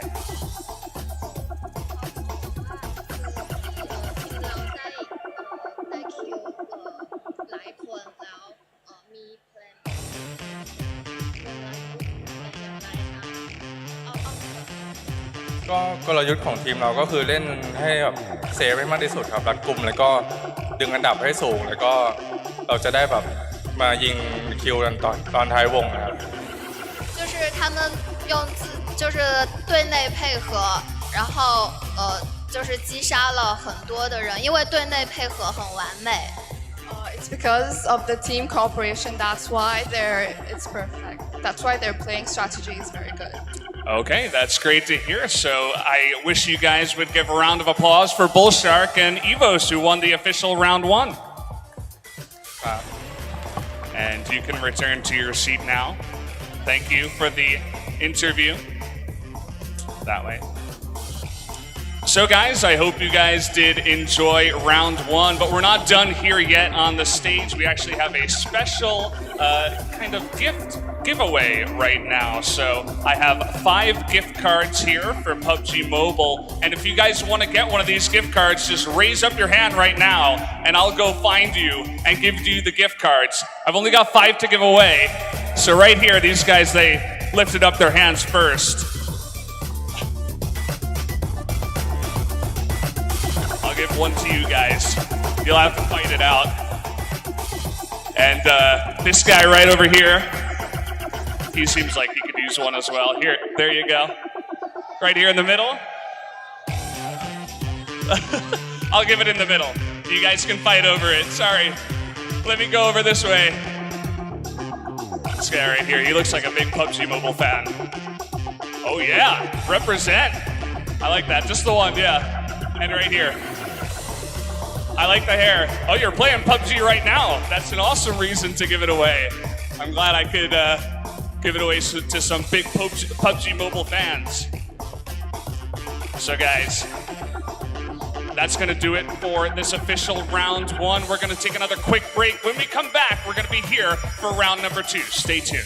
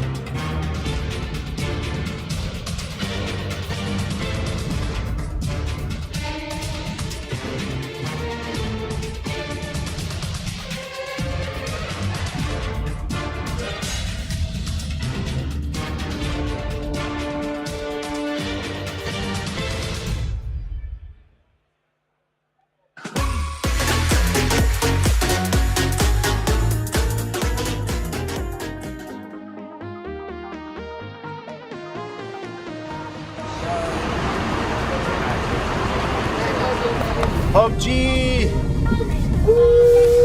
Brothers, my brothers here.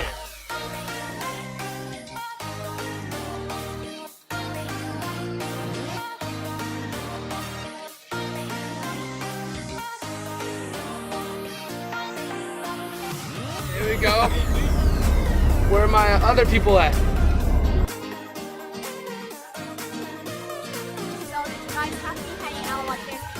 Well, I mean, it's so crazy because we all live in different parts of the world. So this is like the second opportunity, other than the North American Challenge, to actually be together in person. You know, we spend so many hours in game together. So being able to hang out together is just, oh, it's awesome. I'm excited. I'm excited.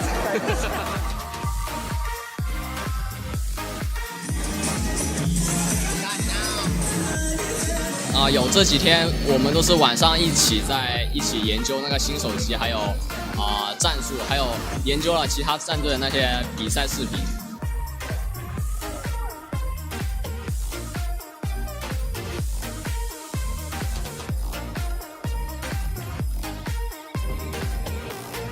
يلا كل واحد مكانه. And thankfully to PUBG Mobile, the campus championship that was held in India gave us the opportunity to come here. And we are really excited for the PMSC Global Finals, and we really hope we can win it. 이게 1회로 끝나는 게 아니라 2회, 3회 계속 이어질 수 있으면 좋겠고, 저희뿐만 아니라 많은 전 세계의 사람들이 이런 기회를 얻어서 좋은 경험을 해봤으면 좋겠습니다. Saya suka PUBG Mobile! PUBG Mobile!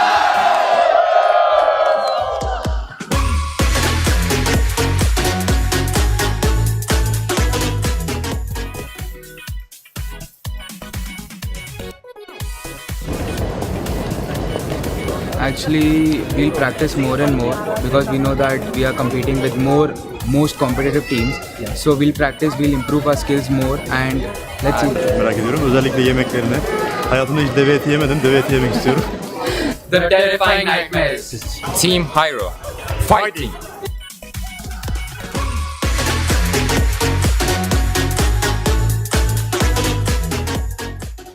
The new Galaxy Note 9 has more power than you need. Like a remote control for a phone. Why would you... Oh, that's why. The new Galaxy Note 9. It's got more power than you need, until you need it.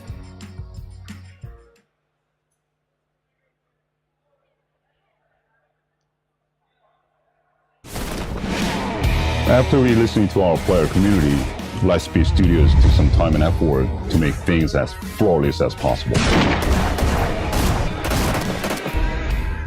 How do you transfer the map from PC to mobile? That's easy. We simply copied and pasted. No, just kidding. Yeah, whenever we have a bigger city area, there's greater pressure on performance, especially on mobile devices. Therefore, parameters, specifications for terrains, buildings, vegetations, and more have to be precise in order to run the game smoothly. We also simplified complicated building structures and city items to make it easier for players to loot. The brand new Dusk mode provides vastly different visual experience. We got 3 new weapons, each with its unique characteristics. Even some of our vehicles got a fresh new paint job. The desert map is 50% larger than the island map, so there is way more content. The area outside the city is a wide open mountainous region which lacks shelters such as trees or grass. There's way more middle and long distance combat which requires greater precision when shooting. So players better get to be good at estimating their relative positions from enemies to find the best hiding spot on the back of a slope. Actually, some of our less popular places, such as island, mine caves, ruins, have a good loot. Trust me.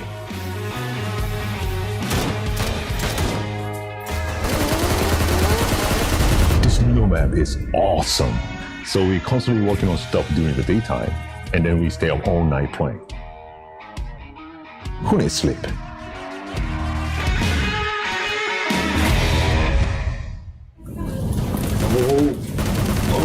Oh, play Pubgm Mobile.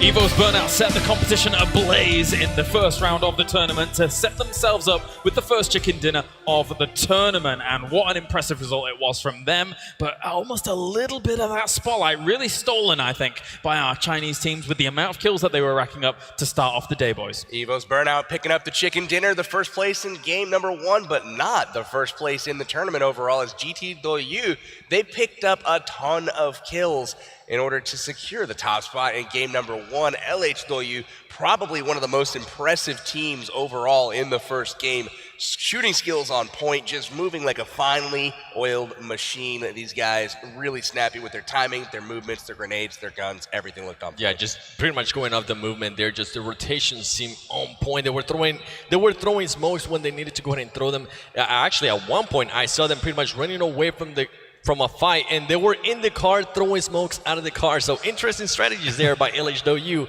and GT Doyu. We've seen that a few times actually in the past as well. We saw it in North America as well. We used to great success, and it's nice to see that. And also, you mentioned it during the commentary that smokes in mobile are different to smokes on PC because they are so light. You can carry so many of them, and they're pivotal in those final circles. When you see a lot of these teams, at least in the North American meta, they're carrying up to 10 smokes apiece. Yeah. If not more. And that's just, I mean, you can cover the battlefield forever, and it did seem at the end of that game their smokes were everywhere. 17 players alive in a tiny circle. That really kind of says something about the value of smokes. It definitely was, and that means game number 1 is done and in the books. However, we have more teams to introduce you to as we continue things on here for the PMSC Global Finals 2018. So let's meet 4 more.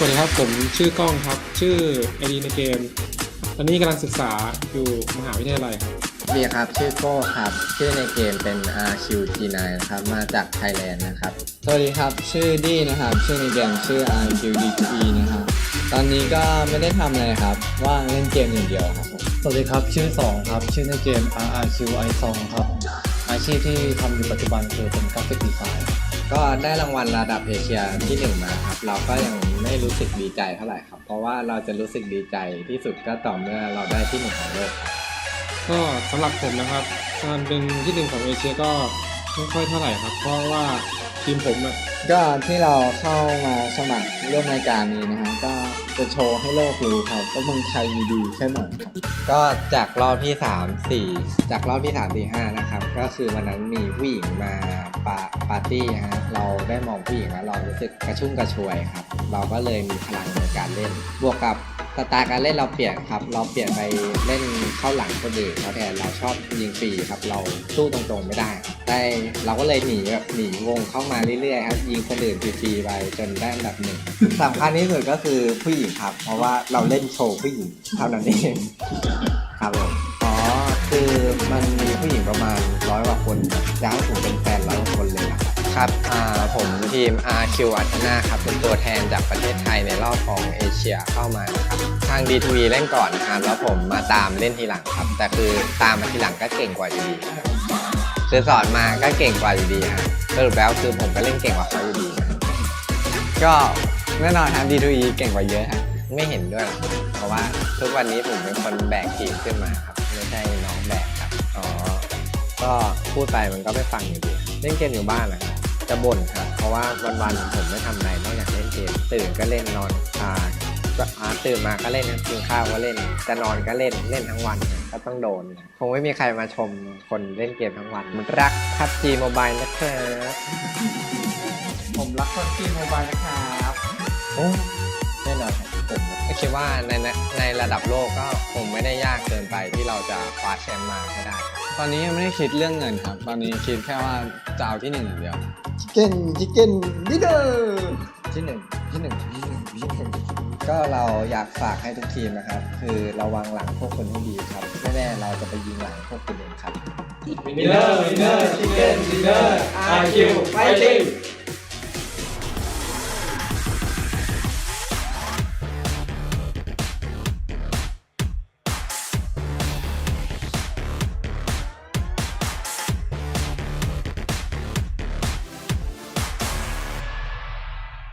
Hello, my name is Robi Marika Saputra. I'm from Bigetron Esport from Indonesia. Hello, my name is Galang Yuda Ditama. I'm from Bigetron Esport from Indonesia. Hello, my name is Imali Babi Kabaswara. I'm 15 years old and I'm from Bigetron Esport from Indonesia. And my nickname is Tijar Roxy. Hello, my name is Mari Bagas Kamrita. I'm from Bigetron Esport from Indonesia. I am a student. My in-game name is BTR Zepsi. I'm an older, 8 minutes. And then my brother, my relationship is really good, and every day we fight for every single match we fight with my brother, and just talk too much. The biggest fight when he throwing me a bomb, so I die in early. And then I punched him. He's very terrifying to me because he's angry every time. Because I'm still playing PUBG for practice. You must strong to control your son, but your son is the good player for My parent was very glad and just can't say anything. Happy with both of us. Yeah, my team is very strong because we have many tactics and good strategy. If we lost the game or we got you need to evaluation to review the game before. You will play better than them. I will tell you Don't meet us in early. If you meet us in early, I will kill you up. BTR ready!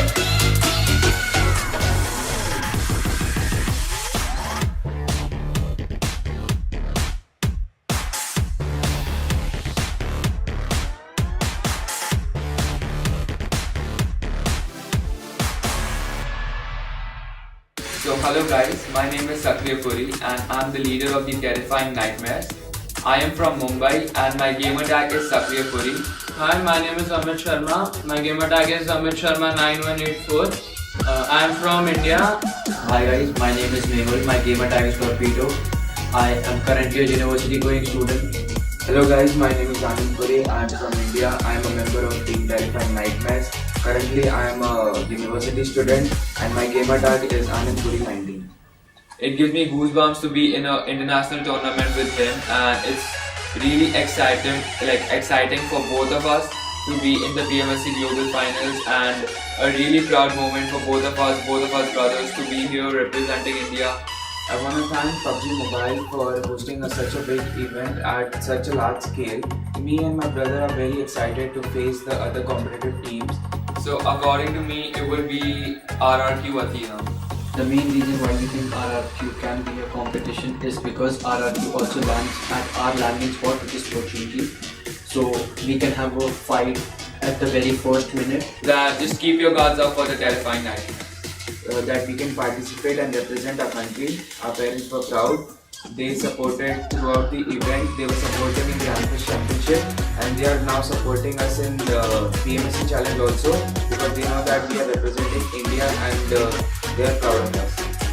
So we won it in India, and we hope we won it here. So let's go, brother. Let's win this.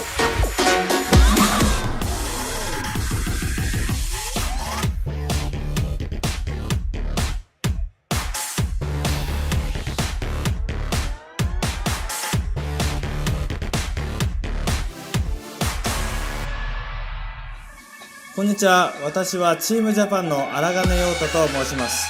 ゲーム ID は JPN レイシーで出場させていただきます。チームジャパンの松本博文です。ゲームネームは JPN 真夏でやらせていただきます。チームジャパンの半沢正光です。ゲーム ID は JPN ドギーでやっています。JPN ソルトギアです。名前は大須賀和人です。で、家にギャラクシーの端末が一つあって、それならPUBG モバイルができると思って始めました。PUBG モバイルは誰でもどこでもプレイできるのですごく魅力的だと思います。今回の大会に参加した理由は自分の実力を試したいからです。それ大会で日本予選は行われていたので、一人一人の打ち合いが強いところが長所です。少し緊張はしていますが、負けるっていうことは考えられないです。上位に食い込める自信があるので、頑張って上位に食い込もうと思ってます。3位という結果で終わったのは悔しいですけど、世界大会に行けるっていうことがすごく嬉しくて、で予選は3位でも日本代表として1位を取れれば自分は満足です。全て分割して1位になりたいと思います。タイのアジアファイナルで実際に戦った RRQ だと思います。最多キルになれるよう頑張っていきます。優勝できたら本当に嬉しいと思っています。1日1ドンカツ取るぞ。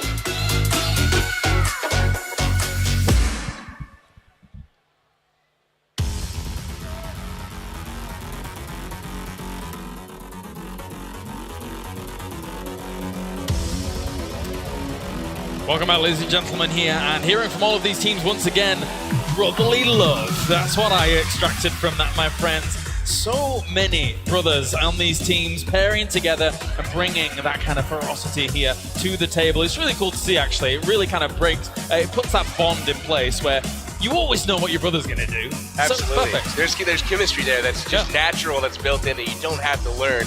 And it almost makes you want to root for these guys to do well so they can take that home to their family. Definitely. And usually between that, there is brotherly rivalry. So more than likely, they are going to go ahead and try to do better than one another.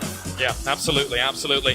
So whilst we're just waiting here for our next game, it's important to note that our teams have a little bit of an opportunity to talk strategy, have a bit of a kind of timeout, as it were, to be able to figure out exactly what they're going to be wanting to bring into the next game. Gentlemen, you were already talking to me about how the two Duyu teams actually very much impressed you in the last game. Evos obviously took that first place, but which other teams from our first game, or even the games that we've had so far, have really kind of shone through for you and you expect to be able to do well throughout the tournament? Got to be Team BRK from South America, getting that wipe on Cloud9 and persevering on into the game. Baraka there putting together a ton of kills all by himself and really set the tone for BRK as they were able to finish very well in that first round. Yeah, and as we're seeing them Team Hyro, actually, I'm looking forward to see what they're able to do. They seem to jump out a little bit too late there and they got blown up. And another team is the Terror team from India. Yeah. They had flashes there of greatness, but they weren't able to get the placing there on. They were pretty much, they got knocked out too early. So I want to go ahead and see how they come out here in game number 2, the Indian team, Team Terror. Yeah, definitely. The one thing that you mentioned actually with BRK that kind of sparked my interest was at the very beginning of our game, they actually dropped, you say Watertown, I say Atlantis. Everyone has a different name for it. I'm going to go with Atlantis just to annoy you. But overall, it's not the most common of loot spawns. No, it's not. To actually try and kind of prolong the game.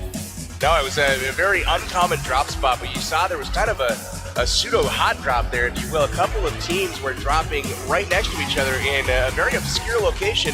I believe that was Team Terror. They peeled off and decided to go elsewhere, leaving Watertown to be looted up by BRK. So they got the loot that they needed. Ultimately, it allowed them to win a couple of fights, put them in a pretty good position here heading out of round 1. And they actually got caught coming out of that area there. They were pretty much hiding in a little shack as cars were passing by them. So very, very risky drop there by them.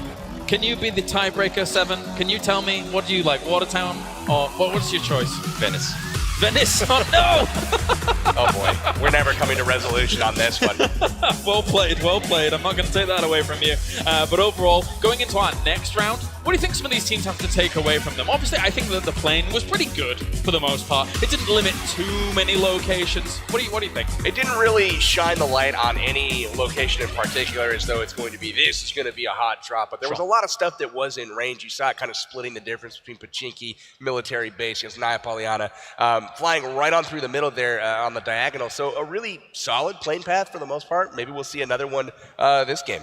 Yeah, and pretty much the ending zone there just pushing all the way up to George Bull, even though people were landing at the beginning there in military base. So great rotations by some teams. I'm looking forward to see if some teams are going to start landing more towards they're more comfortable. So BRK, are they going to go Pachinki? Maybe Cloud9, are they going to start going to Novo? I'm looking forward to see if they're going to start doing that or if they're just going to keep on mixing it up. That zone, though, that is my least favorite zone in all of Erangel that we saw at the end of that game, just out in the middle of nowhere, absolutely no cover. And if somebody's in that sniper tower and in that building, as GT Doyu was, they're in a supreme position.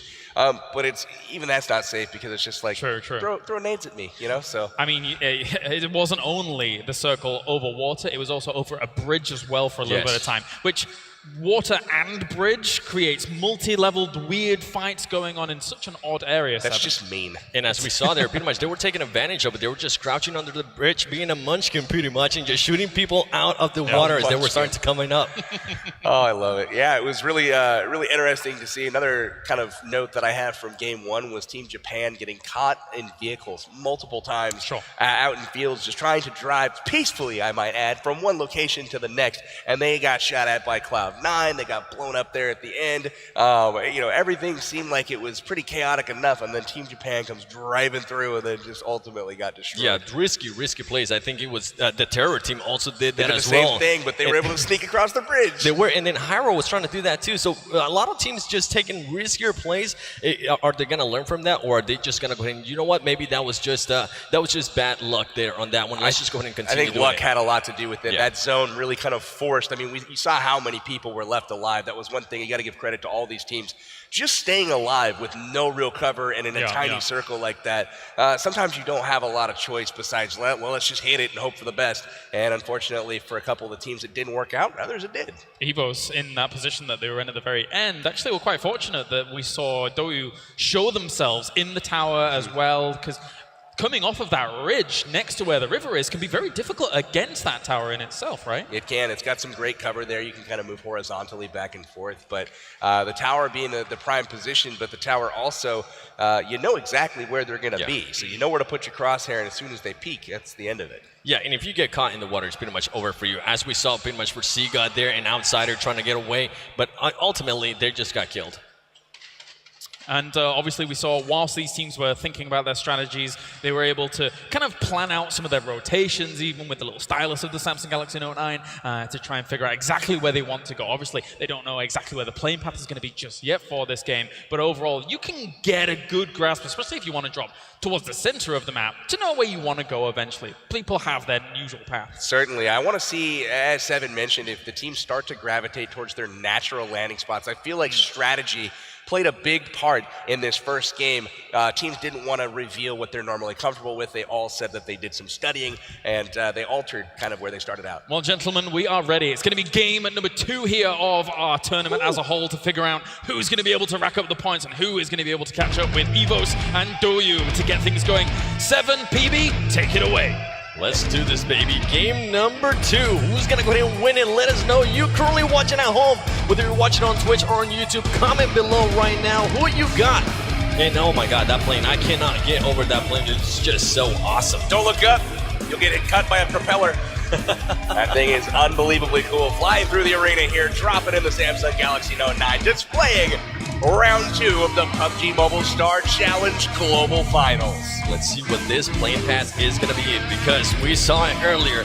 It definitely determines a lot of stuff. Hey, and as we were it's mentioning, the same path, but flipped a little bit. We're going to go diagonally through the map again from the north this time, flying on down south through the military base, which does put Nova Noye in range, but pretty much everything in range here on this plane path. This is a great path. And something I noticed right away, Gangstars drops, and they're going to their natural habitat, George Bull. Yeah, you kind of saw this one coming. They're going to head to North Georgia and start looting up per usual. Let's see if a lot of these teams kind of get back to their roots here. And, we saw some of the teams that prefer Pochinki did not drop their last game, even though the plane path did allow it.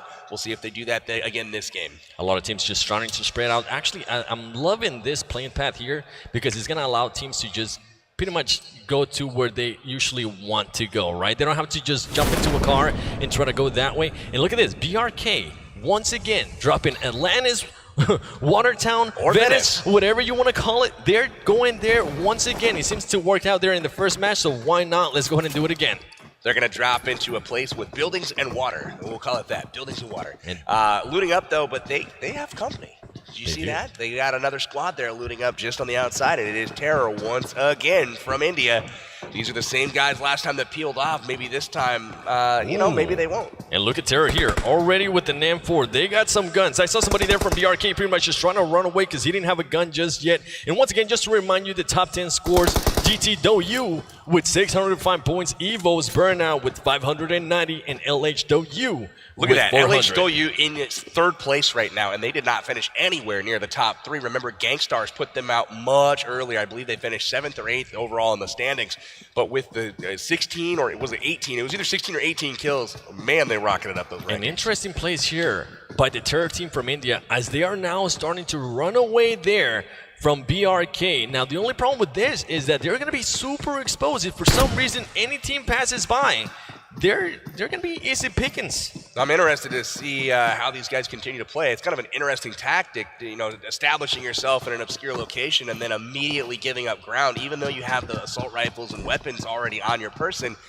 Not quite sure that decision. They've been very passive so far in this, tournament. We've got Cloud9 and Evos again squaring off in Yes Naya. Again, I wonder if they're going to go ahead and knock each other down one more time and realize, hey, you know what? We're going to keep on dropping here. What are we going to do here? Are we going to try to take each other off at the beginning of the match, or we're just going to pretty much keep doing the same thing? Knock one down and then back up and just run away. One thing I see developing with Evos and Cloud9 there, Cloud9 very separate from each other. These guys are all looting up solo. So if Evos does catch one of them, it's going to be curtains for him, unless they can pull off some sort of miracle rotation to pick up their teammates. And LH Do actually having Novo all to themselves. My gosh, that's going to be a huge advantage there, because we saw them plays really good in the last round. And if they're able to go ahead and get that loot, on top of that, just being able not to have to worry fighting anybody on Novo, that's crazy. They've gone there twice now, kind of staking their claim. Novo is ours, and with those gun skills and with that performance in the first round, let's see if Cloud9 actually challenges that a little bit later on. I have a feeling they may steer clear and continue to loot up Yaz, as it's got a little bit more escape route, a little bit more versatility.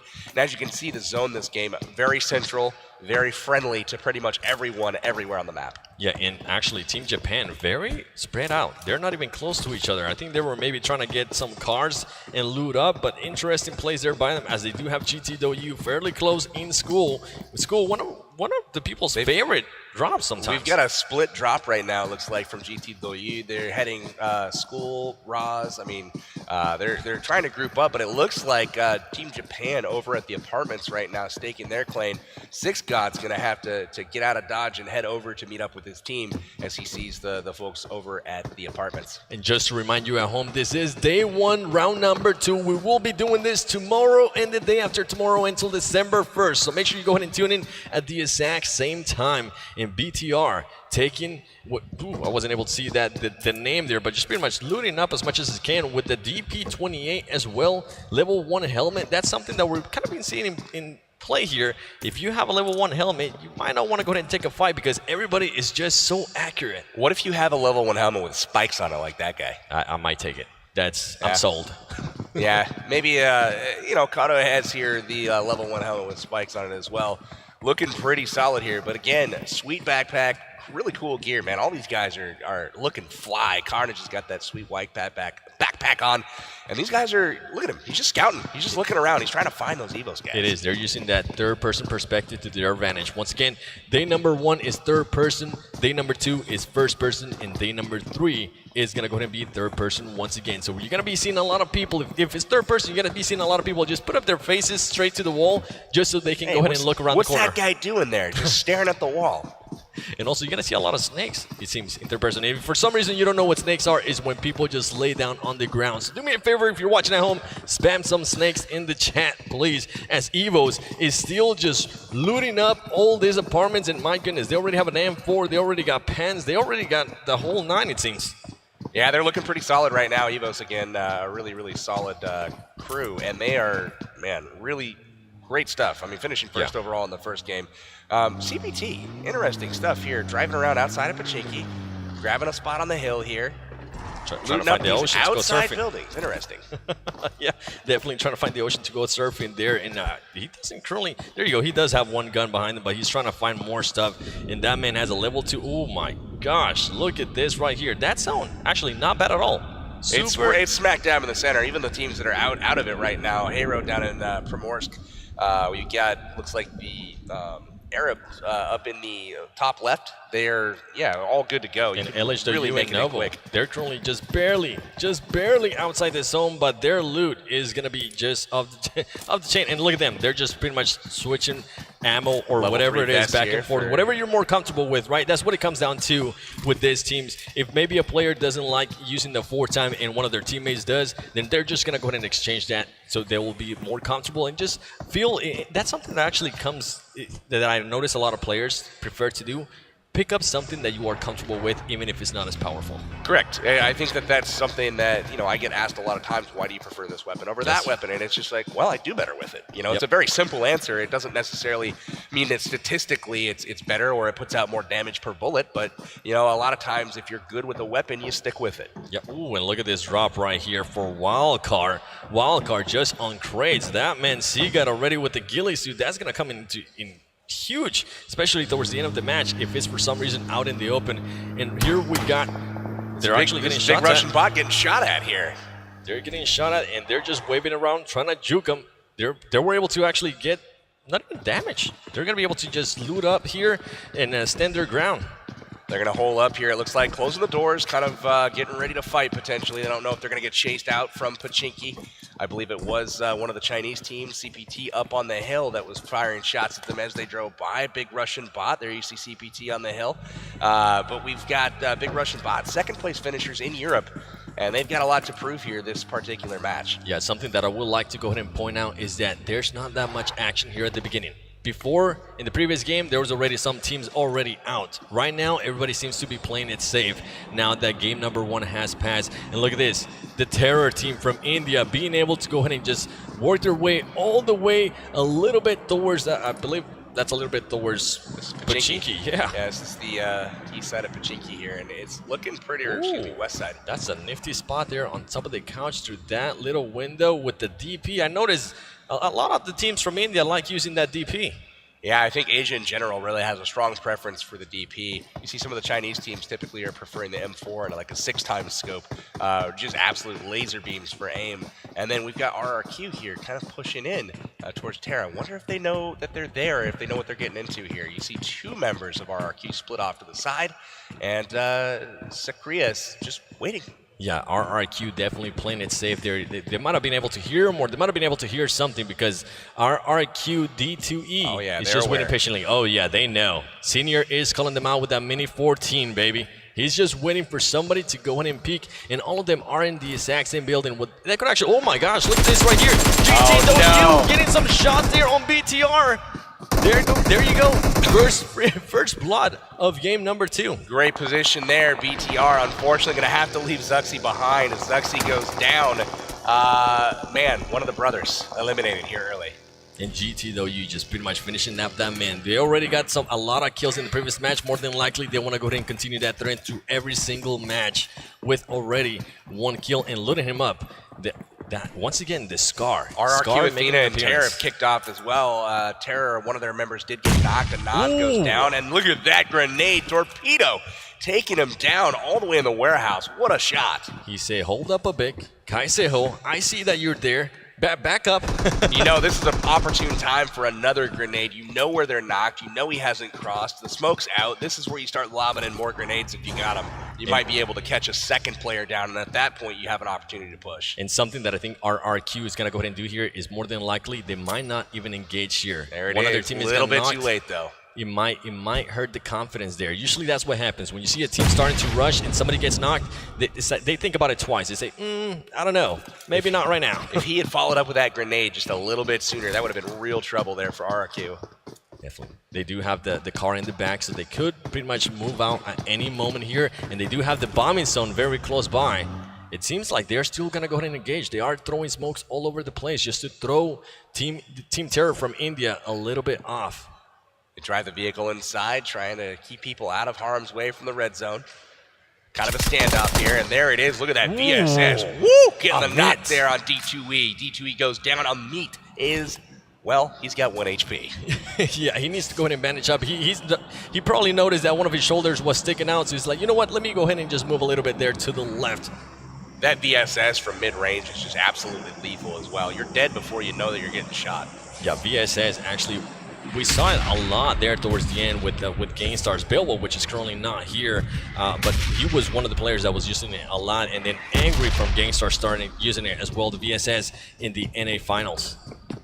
More than likely, we'll go ahead and continue seeing it here as first time we actually see it on this tournament so far. Keep in mind, it is game number 2 in day 1. Terrifying weapon indeed. We turn our attention to other parts of the map for a brief moment before we come back here to RRQ Athena in the warehouse. Ooh, somebody got knocked out there through an explosion. That's one of the CPT guys getting hit through maybe the red zone. Yep, and Wildcard. Wildcard now in that car trying to get out of here. South George Crates is their preferred drop spot, so they did go after it. They did loot it up successfully, and as you can see, rocking level 3 vest coming out of the South George Crates, looking like a successful looting run. And that zone still pretty much staying there towards the middle. So whoever landed Pachinki, Team Terror is currently on a great spot. They don't really have to push anything unless RRQ decides to go ahead and push them. That's the only time they're going to go ahead and see engagement. And talking about it, Amit once again knocks down somebody with that VSS. Great shots from Amit over from Team Terror. Nice job to him. We've also got Team Big Russian Bot and BTR getting ready to square off here. Again, Luxy and company down to Zuxi. They have missing one of their players. He got knocked out of the buggy on the top of that mountain by GT Doyi. And here we go. We're gonna stare at each other from the compounds here as the zone closes in. One thing I saw on the map as we kind of saw that picture just a moment ago was Evos had already left Yasnaya and left Cloud9 behind. Cloud9's currently rotating in, but Evos had left way before them and established position early. So that's one tactic we need to keep an eye on moving forward. Something you definitely see a lot there from the teams. And I see Full Send, Fandy going down there. But right now we're focusing on RRQ and the Terror team. As they're going to go ahead and see their car, more than likely they're going to go ahead and just try to blow out the tires, or if not, blow out the car. Interesting plays there by the Terror as they decided not to go ahead and engage. And look at this, RRQ playing super smart, getting a lot of different angles as G9 has now go ahead and move a little bit more towards Pachinki, but somebody from RRQ does get taken out there with the DP28, and that angle is going to be amazing if he's able to go ahead and get this knock. And here we go, C9 rolling up on the scene with BRT. They receive a lot of shots, and they decide to keep on moving. They're just driving by, trying to see what they can hear. Ooh, okay. All right, getting fancy there. Calm down. Yeah, Kodo, that's not going to land more often than not. Just a friendly tip. We also have Illuminate getting a knock there on CPT. A lot of shots, Cloud9 just trying to figure out where the heck are they going to go. Ooh, they're going to actually go ahead and engage here. Oh, boy. This is trouble. LH is going to tear them up. And they're currently between two great teams. More than likely, they're just going to go and continue. And here we go. LH starts and there it is. LH Doyu taking down Carnage. Another member of Cloud9 down early. Cloud9 getting too cocky there, going between LH and Illuminate, and it hurts them. It hurts them big time. Driving by some of these compounds that are occupied, you don't quite get the free pass that you got in earlier tournament rounds. These guys are legit. You don't just get a drive-by for free without losing somebody out of the vehicle. Yep, and they're definitely not used to playing this team, so more than likely they're still adjusting to everything. They're seeing those shots. I'm just amazed by the accuracy on this with these players. I mean, you gotta love that full auto 6 times from range on a moving target and still able to secure the kill.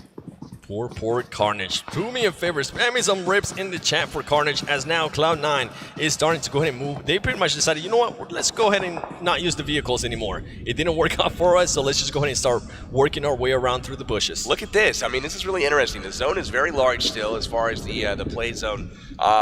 There's nobody in the play zone right now or anywhere near it. They're all in the safety zone. So this is really interesting.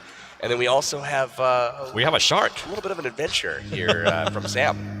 We definitely have a shark there by Sam. I don't know how he landed there, but GameStars is going to go ahead and run here into Team Japan. Are they going to go ahead and continue going? Here comes the shots. They decide to just go ahead and continue going as Team Japan is starting to rain down the shots on GameStars. Oh, they Their got car lucky. is smoking. They have to watch They're out. not out That of car trouble could yet. get blown Look at up. this. Oh, and they're driving right into Torty. This is trouble. Big Russian bot's not going to let them get away. GameStars just pulls up behind. They're going to go ahead and try to go inside a building. There you go. Somebody gets knocked down. Pyra knocked out of the car. Oh, this is trouble. Everfury gets knocked. Oh my goodness. Bad placing there by GameStars. Now they're going to go ahead and start getting finished. Oh, this is trouble for GameStars. They had absolutely no chance rolling up on these guys with no health left on their car. Zute trying to come in for the rescue. Hits the compound aggressively. He's going to immediately hop in. He's going to try to save the day once again for his squad. He knows they're here. The car's parked inside, and he's got help arriving. Angry rolls up and gets knocked immediately. Luxy takes him down. Bad luck there by GameStars. A lot of their teammates got knocked down, and it seemed like pretty much support came in too late. Little too late. And now Zute trying to knock people down. Zute gets taken out. Ladies and gentlemen, GameStars gets taken out. GameStars, the first team eliminated here in round number 2. That's not the performance they were hoping for. Definitely missing some of the positioning that they will have offered. Definitely. Wow, that DP28 there came in handy as we do have GG. This is something that you never saw from GameStars prior to this tournament, was getting caught in rotation. Never happened before, and this is something that they're going to have to get used to, I think, this tournament. And I wonder if it comes down to just maybe Beowulf not being there or what happened, or maybe just bad luck. You know, sometimes it does happen in this type of games, but that is definitely, we never seen them getting eliminated that early. Look at these guys hiding in the bushes. We got GG Gamers out here getting ready to take on Arab Madness, and these guys both from the Middle East. This is a battle for supremacy here. Saudi Arabia versus Kuwait. That new zone there pretty much just going southeast. Southeast. This is a brutal one. And Sam is still in the water. He's pretty much having to work his way all the way around. He might even have to go all the way towards the bridge. Yeah, you know what's interesting about this zone is a third of it is in the water and not playable. So this is actually quite a small zone for 68 players left alive, 19 teams still left in it. And they've got, limited space to work with here. So it's key to rotate early, to grab that position and try to defend it with all their might. And they actually go ahead and decide to start shooting. Interesting plays there by them. They pretty much just gave away their positioning, and they're not even inside the zone. They do have a car very nearby. Ooh, smart plays there by them, actually. As that, I wasn't able to notice that they had a UAC right next to them. They're ready to bounce out of there and pursue, and it looks like Arab Madness, the other part of their team, stayed behind. So this is really interesting here. You see them drive over the Gatka ditches without any concern, just hitting that boost button, they're good to go. Now we see Wildcard coming in, and no! Wildcard gets destroyed. Hot Jukes and Seagut cannot buy a break, but again, you do not drive by LH Doyu. They did not know they were there, but LH Doyu just absolutely destroying people left and right as they drive by their compound. We saw it early there with Cloud9, and look at this. Illuminate is right next to Team Japan. He is waiting patiently, and SX getting knocked. He's got to watch out. Evo's is currently getting knocked. Outsider gets knocked as well from LHW. Gotta be careful there. Now there's just one player left. Lucifer is left. He's got nowhere to go. This is going to be unfortunate. Outsider gets finished by Doyu. It looks like Evo's going down real early. BTR is taking it to him. And Nanatu just pretty much waiting patiently. He notices Lucifer is over there. Japan sees him and he's trying to take him down. Is he going to shoot? I don't think he's going to try to shoot. He lost him. I don't know what he was doing there. Oh, he heard those shots. Oh, look at the finish there. X getting taken out. Illuminate hearing those shots pass by, and actually somebody get exploded pretty much. Ooh, this is smart plays there by him. They're just blowing up those tires. They're saying, if you're going to jump out there, you are going to go ahead and get stuck there. You're not going anywhere, sir. Oh, this is trouble for Evos. They are down to one player. They've gotten them back up. It looks like they're sitting with 2 right now.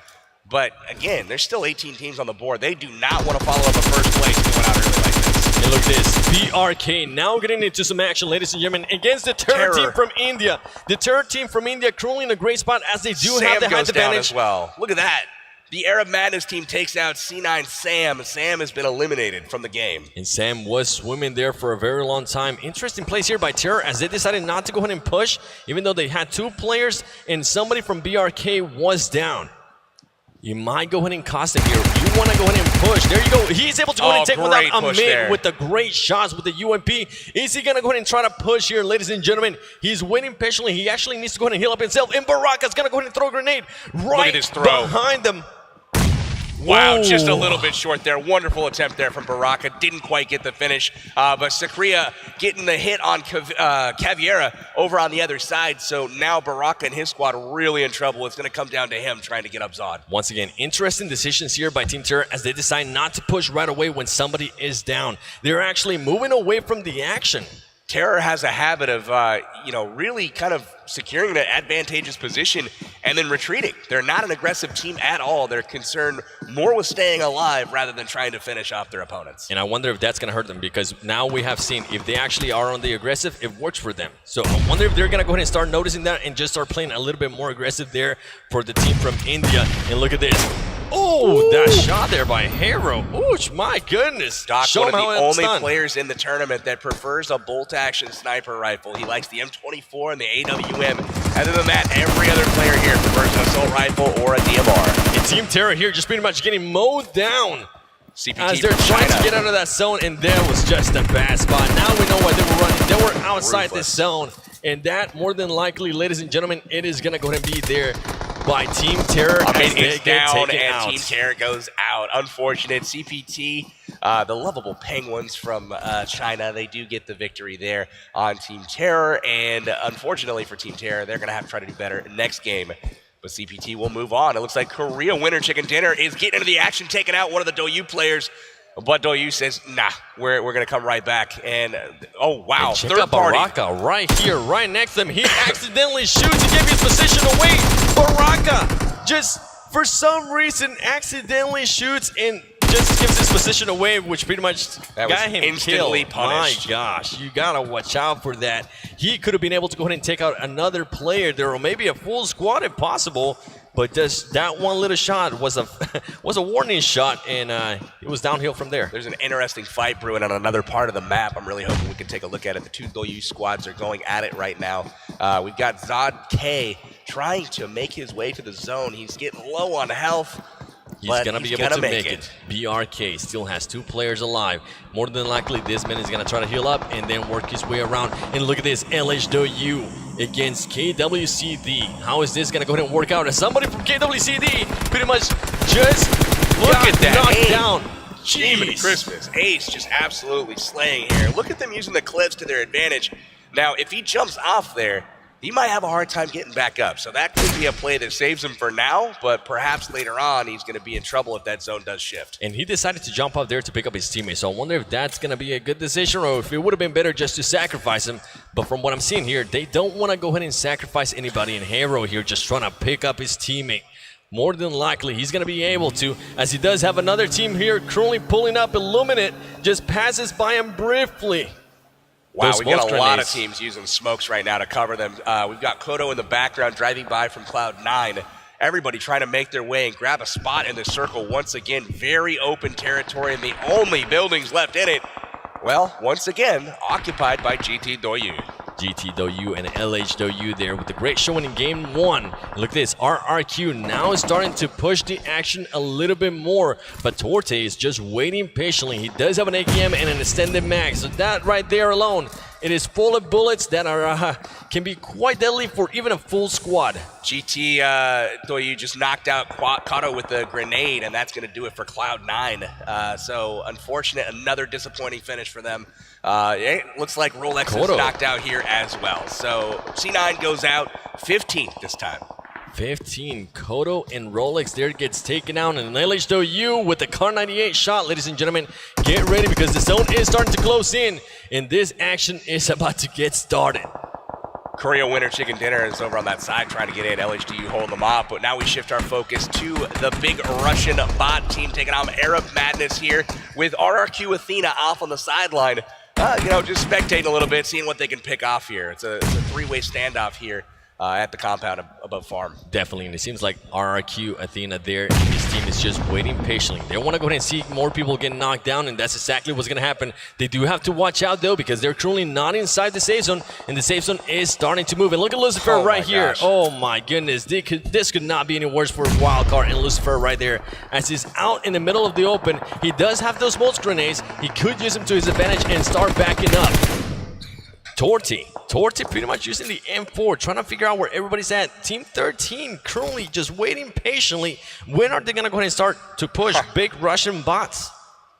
You got Wildcard Lucifer hanging out in the sticks, just trying to buy himself a little time, trying to get up that leaderboard for the placement points. You know you're not going to be able to kill a whole lot with just one player, so he's trying to do his best he can to get that Wildcard team from North America up the leaderboard.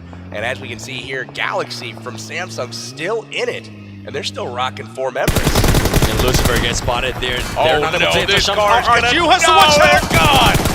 Look at that. RRQ gets absolutely blown up there, and Lucifer also gets taken out as Galaxy decided, you know what, we're going to go ahead and push the action there. And look at this, LHW has to watch out for this because there's a lot of people currently near that water edge. A crazy zone. Look at this position right now. You got people up the cliff, down the cliff, around the cliff, on top. They have no idea where each other are, but they're rotating around. They're going to meet up here in any moment. And Illuminate being able to go ahead and take out Galaxy on the kill fit. BTR also taking somebody out there from LHW. Is he going to be able to pick him up? He might not be able to. He wants to go ahead and sacrifice his teammate. He knows the zone is coming. Interesting place here, Biomatch. LHW does have the high ground. Are they going to be able to go ahead and finish off their BTR? LHW in a great position here. They do have a slight berm just off of their side that's protecting them from the main part of the map. But they are trying to hold court on top here and take these people out that are down on the bottom. Evo's taking a look at Illuminate, swimming around in the water, and he knows he's got people at his back. LHW getting spotted there by Evo. Somebody, I believe Evo was able to go ahead and take out somebody there from LHW. LHW gets taken out there by Evo's Bull Shark. And that's going to do it for LHW. They are down. Evo's taking him down. Evo's will move on from this engagement, and now they're on top of yet another team. But do they know they're there? Do they think it was just LHW? There's multiple squads in this cliff. They pretty much have to go ahead and wait for any type of sound to happen. You do not want to do what a teammate did earlier. Oh, he didn't know he was there. He didn't know he was there. BTR able to take the element of surprise. And look at that. Following up with a Molotov. If that lands, that player is gone. Bull Shark, is he on fire? It doesn't look like he connected with it, and Jay-Z is going to come over to try to save him. And look at this little sneaky play. He's able to go ahead and get all the way up there. He finds Evo's in the spot. Great play there from BTR. Luxy avenging his brother, and he is able to secure the kills there and make sure that they survive the Evo's encounter. And I tell you what, that is the first time that I've ever seen somebody scale that little mountain. Same here. There. I did not know you could go up in that particular spot and learn something new every day. Illuminate still looking strong right now. We've also got Hero still in it. Hero improving their 19th spot position from last game. They're looking really good now on the top 6. But look at this. They're once again, they're in the car. Luckily for them, nobody's shooting at them yet, but they have to watch out. You don't want to be in the car for too long. Did they learn from their mistakes earlier when they got blown up? And they actually roll up on 2 different teams here. Illuminate is just laying down here. Illuminate not even taking some shots. He's just waiting patiently. Smart play, honestly. Look at this zone up on the mini-map. This is in the middle of nowhere. There's no cover. All open field. Hiding in bushes is what you're seeing happen right now. Kinris getting knocked by the zone potentially here. He's got to hurry. We've got Hero in a really, really jeopardizing position. They just drove over here. Unfortunately, they lost position, or they lost track of the zone and immediately had to backtrack, and they're finding themselves in trouble. Kinris does make it out, though. And a player there from Illuminate just waiting patiently, trying to see if he can find some more heals. Healing up. He's trying to go for that spot. More than likely, he's going to be able to go ahead and finish some people off. Throwing those smoke grenades. Huge awareness there by him. Wow, look at this play right now. Gosh. He heals up. Did he get that off? It looks like he's smoking his way in, but unfortunately gets caught from the flank. Echo Gens is able to take him down. Illuminate. I don't know if he's going to get this off. No. He goes down to the zone, and we're down to the top 2 teams now. Ladies and gentlemen, it is going to go ahead and be GTW. Are they going to be able to get 4 players their first win? Holding the only compound. Again, their position has been so strong both games so far this tournament. Again, commanding the ultimate last building and last compound in each of the zones, and they're going to try to get the win this time instead of falling short in second place. And look at this. They're getting the cars nearby. I wonder if they're going to go ahead and use them. They're making using a them wall. as a barrier. That is so smart there Very by smart play. GTW. Snaking in here, CPT from China. Both of the teams in the final two Chinese teams. So again, the vaunted Chinese really bringing the play to back up their reputation. They definitely have. We saw it firsthand there on that game 1, and we're seeing it again here on game number 2. As GTW is looking currently on a great spot. They're both currently inside the zone, and they're trying to figure out where everybody is at. There's no smokes on the ground, so that's not going to go ahead and give them much information either. I think both teams are going to be content to wait here and see what the next zone does. Both have, they're holding right now. They're all out of sight of the enemy, no shots being fired. The next zone, though, is going to tell you if CPT is going to have to push this compound or if they're going to be able to lay in the field and wait while GTW has to go. And look at that. GTW is actually going to have to go ahead and push CPT. I like this all open field, and here comes the smokes. You're going to see things approach right now, and now you're going to see shots being fired. Looks like they're taking out some tires in the car, potentially. More than likely, CPT is going to go ahead and try to just take out those cars. And look at this. They're going to start snaking their way over there. The smokes, though, the smokes are just wonderful here. That cloud is amazing. Look at this. The whole area. I believe he was able to go ahead and see him there. I love the fact that they brought up the car. I mean, that's just brilliant play. Look at this. He's going to go back and get the other one. They're going to have cover. They're going to have cover. They're going to be in the middle of this field. The smokes are going to subside, and they're going to be hiding behind cars. I mean, this is absolutely genius. Do they park it together, or will they get an angle here? They're going to shoot the angle. Push it forward. Wow, GTW with 200 IQ there as they start moving the cars. And look at this. You don't even know where anybody's going to come from with so many smokes on the ground right now. Impressive play here from GTW. They're going to be grabbing angles on this team here. CPT hiding behind the tree, but it's all about who gets the first knock here. ACAN in trouble from GTW. No knocks there yet as GT8 is very low. He does get taken out there by CPT. And here we go, ladies and gentlemen. They're now starting to engage. And look at that flank there by somebody from GTW. Is he going to be able to go ahead and find them? CPT is able to go ahead and knock somebody down there as well. Really unfortunate there. Ed goes down, but we do have a flank in the works right now. GT6 God here going at it, and he's able to get a kill, but it's all going to come down to him. GTW, oh my gosh. Second place finish. CPT wrapping up the top spot there with Illuminate coming in third place. Look at the kills from CPT. Are you kidding me? We are talking 22 kills for our top place finisher here. CPT is going to be shooting up the rankings to join their Chinese counterparts. CPT definitely showing that they got what it takes. And GTW, once again, more than likely, we're going to be talking about this later on. Second place. Hey, like I said, second place, if you can do that each and every game, you're going to be sitting real good at the end of this tournament. They got to feel good about that performance. They definitely do, but more than likely, I'm going to go ahead and see. More than likely, now that they finished second place back-to-back, we're going to go ahead and see them change maybe just some tiny little things there towards the end and try to go for that first place. Because once you're that close, you definitely want to go ahead and finish first place. Again, they got caught by the zone. Very last circle. They waited. The zone did not go their way, and they had to leave the safety of their compound that they established so early on in the game. They had to leave it. They had to approach a squad that already had position and didn't have to give up their position by moving. And unfortunately, it didn't pay off for them, even though they had the 200, maybe even 300 IQ plays to move out the vehicles inside the smoke and hide behind them. Guys, China showing up big, and it's time and time again. CPT taking the win there with those 22 kills as well, racking up huge points. GTW second place once again, and you can really see that their game plans are well thought out, be it in compounds when they're spreading themselves across multiple buildings so that they've got coverage in the early game, towards the late game when they're creating their own kind of forts. Really, really impressive stuff from GTW. Early rotations, establishing position, holding that position against many people that are driving by.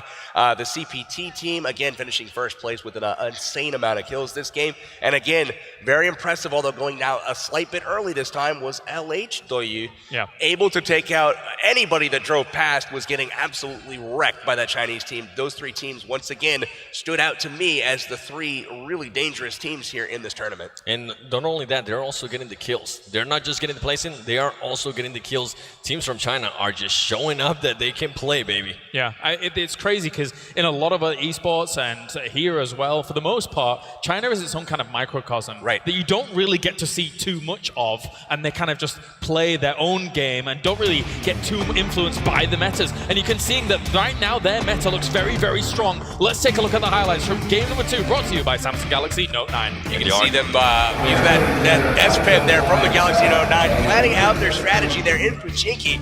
Man, good stuff. You can see all the players up on the board. Again, BRK choosing to drop Watertown early on, forcing out Terra to move out.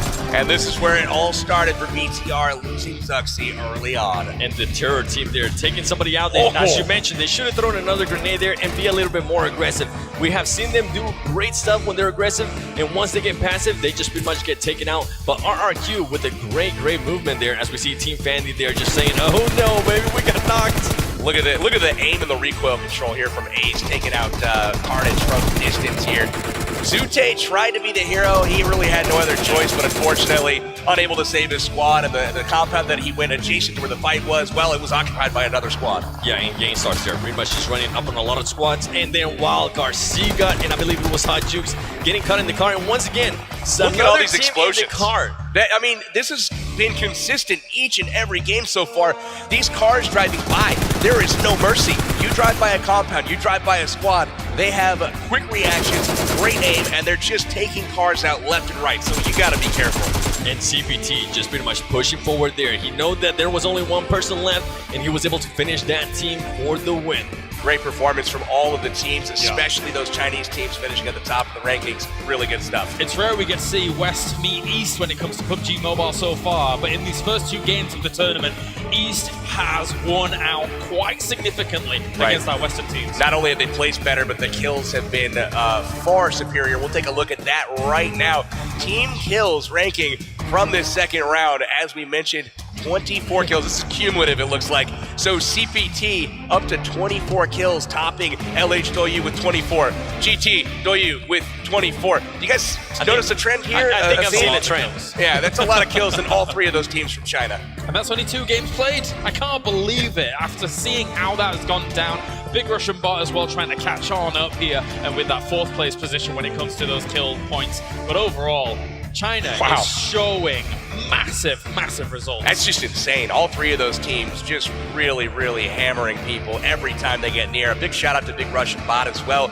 We haven't seen a ton of action from them, but obviously they're putting kills on the board and they're finishing consistently high. And again, the player kills ranking going to be reflecting the team kill rankings. I mean, it's all Chinese players up there. GT Akan with 13 kills, LHW Ace with 9, LHW LCD with 9 kills, and CPT and so on forward. So you can see him definitely racking up those personal kills. More than likely, now he's going to get to the point where they're saying, you know what, I got more kills than you. Bro, DGR from Russia there on the top of the board, or not on the top, but on the board with 5 kills. And same thing with Bull Shark from Thailand, also with 5 kills. Those 2 players, the only ones outside of Chinese players that are making that top kill list. And here we got a matchup between CPT762 and GT Akan. He was able to go ahead and get 8 kills in his squad, 22 as we just saw, ladies and gentlemen, and GT Akan getting 5 kills. Overall, he got 5 kills out of the 8 kills for his team. That's a pretty good carry. He had a great carry going on there, pushing that final circle. Unfortunately, it was a battle between him and one of the CPT players, and he did not come out on top there. Ended up with low HP. He did get the CPT player pretty low, but unfortunately didn't work out for him. And here are the round 2 standings. As you can see, CPT take the top spot there with a huge amount of points. 830 coming in from them from that first place spot. GT Doyu, once again, a second after second place means that they're racking up the points overall, but CPT might have just have trumped that first spot quite easily. Crazy. Almost double the points, of the second place team. We're not talking teams down the leaderboard. They put a huge dent in what they're trying to do here at the Global Finals. Take a look at the bottom half of the standings here. Wildcard, Cloud9, Gangstars, all of them wanting to prove a little bit more from North America. We also seen Team Japan trying to climb their way up the leaderboard as well. Again, those guys all looking for some kills. And overall, Seven, what are your estimations, really? Because North America came in as kind of one of the flagship kind of regions, obviously, but not the easiest time for them at all. Definitely. But you think they still have more potential than that? Oh, definitely. Just a huge disappointing start. It happens sometimes, but we do have 3 days and a lot of games to play. It's so still more than likely, very early. Yeah, they're gonna go ahead and just try to.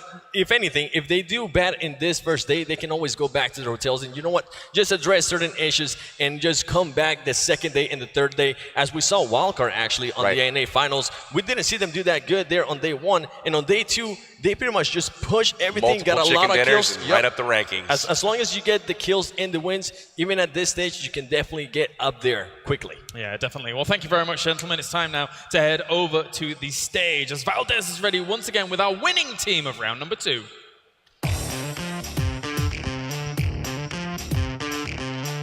Thank you, Calaris, as always. And we are here with CPT 762 after he did win that matchup with his team. So we're going to interview him and ask him a couple of questions. So first question I have for him is 2 Thai teams, 1 in a row, but now finally a Chinese team has come in and broken the streak. So how does it feel to win for China and for your team?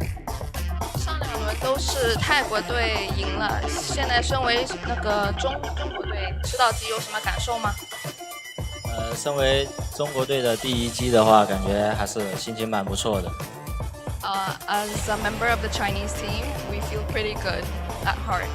Okay, that's good to hear. And second question I have is, all of the Chinese teams here so far tonight are getting so many kills, but CPT is also included in that, getting 22 kills in the last round. It's unbelievable. So I was just wondering, what is your guys' secret for getting so many kills every round? 击败了这么多人，有什么秘密吗？没什么秘密吧，可能就是运气好了一点。There really isn't any secret. It's just that they're good at playing. Okay, well, I guess that's all you need to be. You just need to be good and you'll get a bunch of kills. So thank you for that. Give a round of applause for 762 and CPT for getting that win here tonight. And you guys can go down off the stage, as we will have another event for you guys. As you may have guessed here, we're going to be giving out some more giveaways, some more gift cards. This time I don't have them in my hand, but we will be showing them up on the screen one by one. So make sure you take out your tickets. It's kind of like a raffle. If it matches with your ticket, then we can, just go over to the side, show your ticket to the staff, and you can receive a gift card as well. So let's start showing the tickets up on the screen. How about ticket number 1?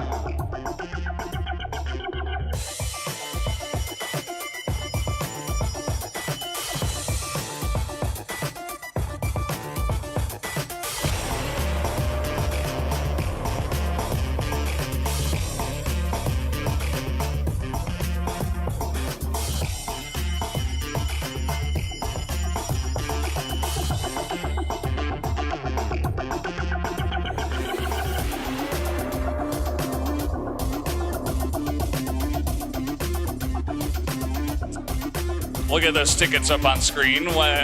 Eventually, there we go. Okay, first ticket, 1452. If that's you, go find a staff member and collect your prize. And how about we reveal ticket number 2?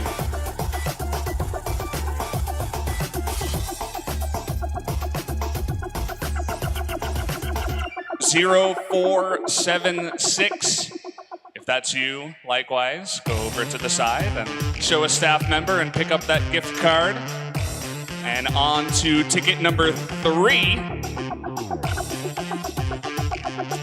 There we go, 0082. If you're number 82 in the audience, go collect that gift card as well. Now let's reveal ticket number 4. 469. Go ahead and pick up that gift card if that is you. Let's reveal ticket number 5. 1673. 1673. Likewise, if that's you, go pick up your gift card and feel happy about your day. Let's reveal ticket number 6. 633. 633. If that's you guys, go pick up your gift card. Now ticket number 7. 1292. 1292. Go ahead and pick up your gift card. lucky winner. On to ticket number 3, or 8. 1078. 1078. That is ticket number 8. If that's you, also pick up your lucky gift card. On to ticket number 9. Just 2 tickets remaining. 970. 970. Go ahead and grab your lucky win. And for our final ticket, ticket number 10, who's it gonna be? 1686. If that's you, as I've been saying, go pick up your gift card and feel lucky about your day.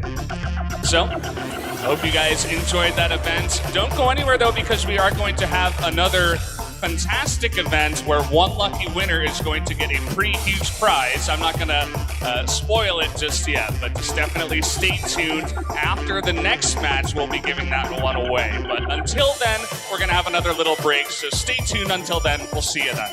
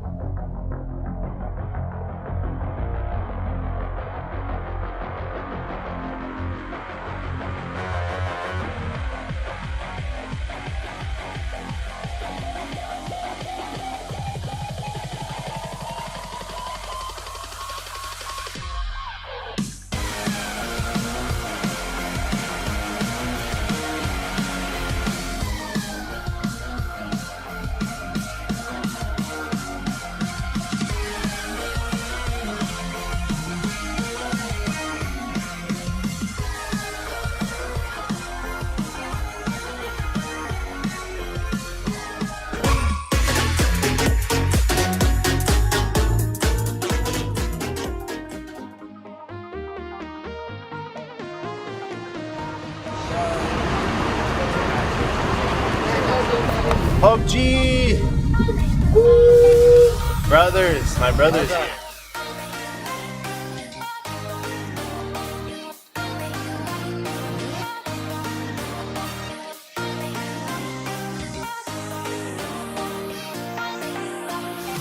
Here we go. Where are my other people at?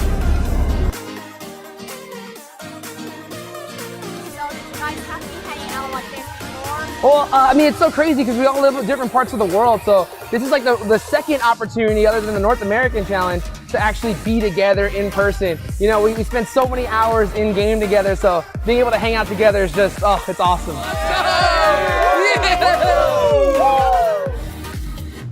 I'm excited. I'm excited.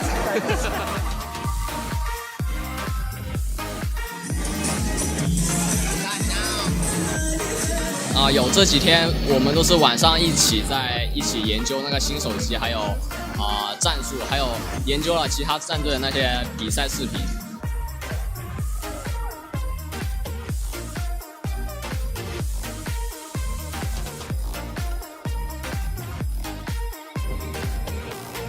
يلا يلا كل واحد مكانه كل واحد مكانه. And thankfully to Pubgm Mobile, the campus championship that was held in India gave us the opportunity to come here, and we are really excited for the PMSC Global Finals, and we really hope we can win it. 이게 1회로 끝나는 게 아니라 2회, 3회 계속 이어질 수도 있으면 좋겠고, 저희뿐만 아니라 많은 전 세계의 사람들이 이런 기회를 얻어서 좋은 경험을 해봤으면 좋겠습니다. Saya suka PUBG Mobile. PUBG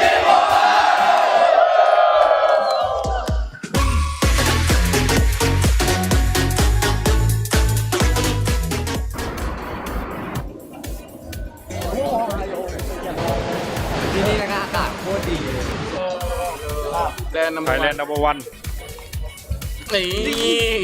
ก็รู้สึกตื่นเต้นแล้วก็รู้สึกดีที่ได้เป็นตัวแทนประเทศไทย เป้าหมายก็แค่ที่ 1 ของโลกครับตอนนี้เพราะว่าไม่อยากเป็นที่ 2 กับที่ 3 ครับที่ 2 ที่ 3 โลกไม่จำครับก็เลยต้องเอาแต่ที่ 1 ประมาณนั้นเลยฮะเรามาเพื่อเอาที่ 1แล้วครับไม่ได้มองที่ 2 ที่ 3เลยมีเป้าหมายมาเป็นที่ 1 ของโลกอยู่แล้ว PMSC Fighting.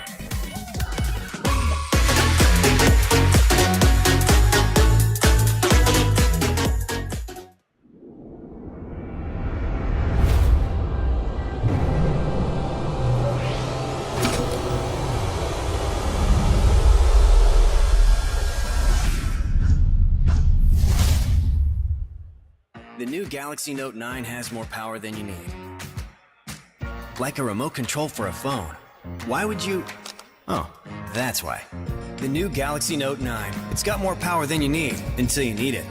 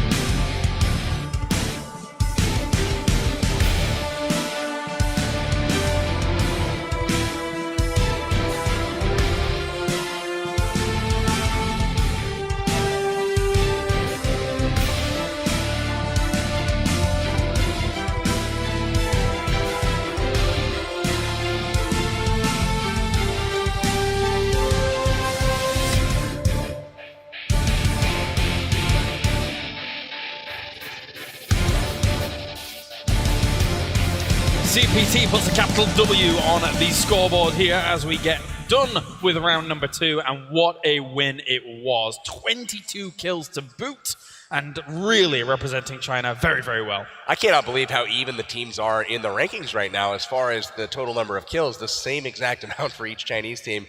And again, they're far and away ahead of everyone else. I believe more than double every other team. Definitely. China just showing up and pretty much just doing some insane plays in their accuracy too. I was just talking to some of the teams and they were telling me that at one point, pretty much 4 of their tires just got blown out and they didn't know how it happened. Insane accuracy for mobile. Yeah, very, very scary, and a lot of these teams are going to have to step up if they want to compete with our Chinese teams so far. However, we're only 2 games in. Of course, we have 10 more games to go across these next 3 days, which is very, very exciting indeed. But beyond that, something that I wanted to kind of point out from our previous game was all that cliff fighting. It's not often you actually see that go down, but when it does, it gets a bit messy, a bit scrappy, and LH was actually one of the teams that got punished by all of that. They really did. GT Doyu secured the compound that was available, and then after that, it was like, well, do we really want to crash this with 12 teams left remaining? Yeah. Let's go try to find somewhere on the outskirts, maybe on the cliff side, but it seems like a lot of other teams maybe had the same plan, so you had some on the bottom of the cliff, some on the top, some behind this ledge and behind that, and you had Evos out there fighting, you had LH Doyu out there fighting, I believe BRT was out there. It was just a really kind of chaotic, and ultimately some of the teams that were expected to finish quite high, they got knocked out. Yeah, and even at one point, Haru pretty much just drove into near the cliff, and then Illuminate was just waiting patiently. It was laying down and able to just mow him down. So those cliffs things, they're definitely a little bit dangerous, but we also saw something that we haven't seen before, and is that you can actually go ahead and climb up those cliffs, and I don't think Evo was even expecting that whatsoever, because you saw him just healing his teammate and he wasn't worried about it. I didn't know that was a thing either, so I learned something new today. Hopefully you guys at home did as well. All right, and we can learn a little bit more about some more of our teams here that are playing in the tournament. 4 more teams look to crown themselves world champ.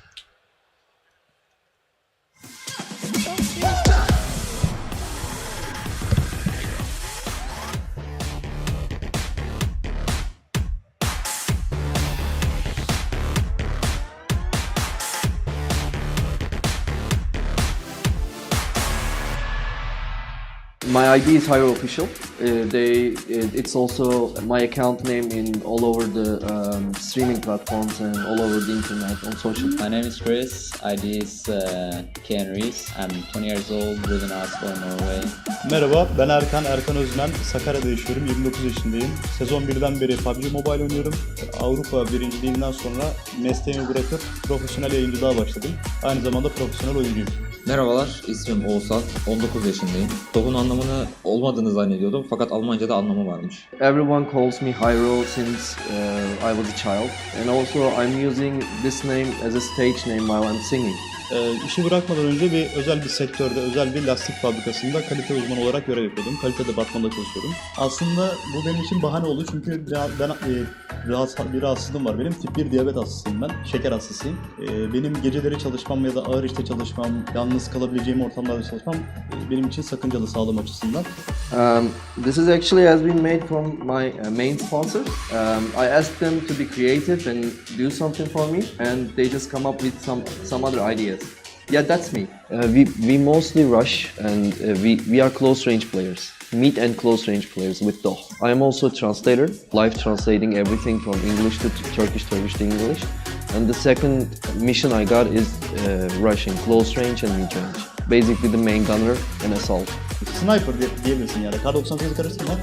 Yakın mesafe oyuncusuyum, otomatik silahı iyi kullanıyorum. Bu aydaki hedefimiz şampiyon olmak. Also, meeting all the other players is really fun. It's really professional, so it's a great experience being here. Every player has their own specialty, so the positioning is the most important part, and we try to be positioned regarding our specialties. So, okay guys, most of you I know very closely, and I love you all, you know that, but prepare yourself. We are coming. Prepare yourself. We are coming.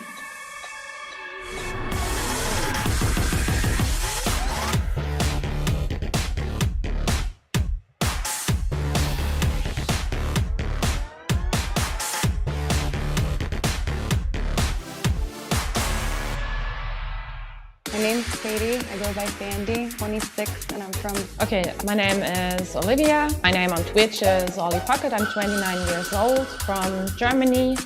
Pretty grateful to be here. It's like my first time being in something on this large of a scale, so just extremely grateful.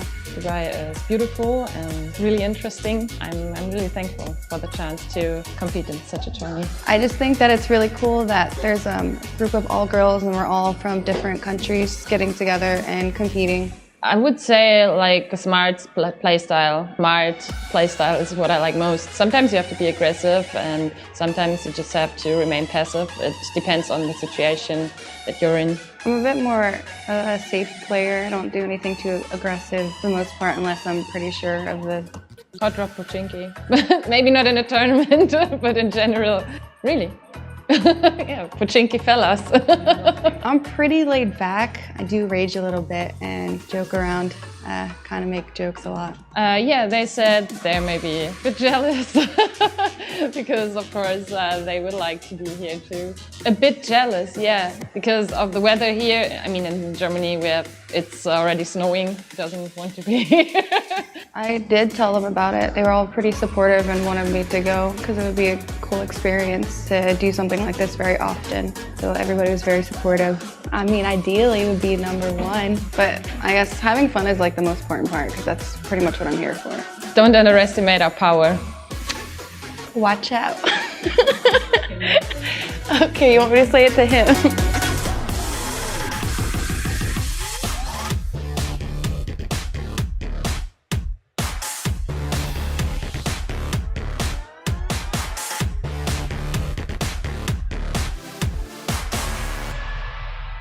大家好，我们是浪花战队我身高1.76米。Hello， 大家好，我是浪花战队的花臂，我的游戏 ID 是 Ace。大家好，我是来自斗鱼浪花战队的烂子弹 LZD。大家好，我是斗鱼浪花战队的涂大壮 TDJ。我国内打过很多赛事吧，这是第一次出国打那个比赛。当然我们算是国内的一线队伍，大概100多万、200万吧。都有吧，各一半。只有第1和第2，就他们3个第1，我是第2名。女粉丝比较多。我也想知道为什么，我也想有个男粉丝其实。就谢谢大家一直这么支持我，然后我来迪拜比赛还这么关注我，就真的谢谢大家，也希望大家继续以后多多支持我。然后就会有一些团队的粉丝什么的，就很多这些来的原因呢，是因为都很优秀，所以能吸到很多女粉丝、女小姐姐什么的。你身上有把枪，那看到敌人，那肯定直接冲上去干他。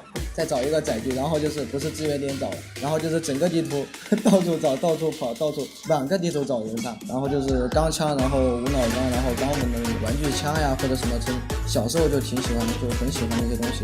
后面接触到最后接触很多游戏我都玩过，然后可能就是因为枪战类型的游戏更适合我，更上手。不想碰到是真的，但是从来没有怕过他们。其实我们那时候就怎么说呢，圈的运气不太好，不然我们是把都能吃鸡的。说的好像我们会怕他们一样。就看法就是说，既然他们会说出，但是我们是看都没有看过他们。觉悟当然有，就是这个冠军我拿定了，你们只是我去冠军路上的垫脚石。浪花神威，无坚不摧。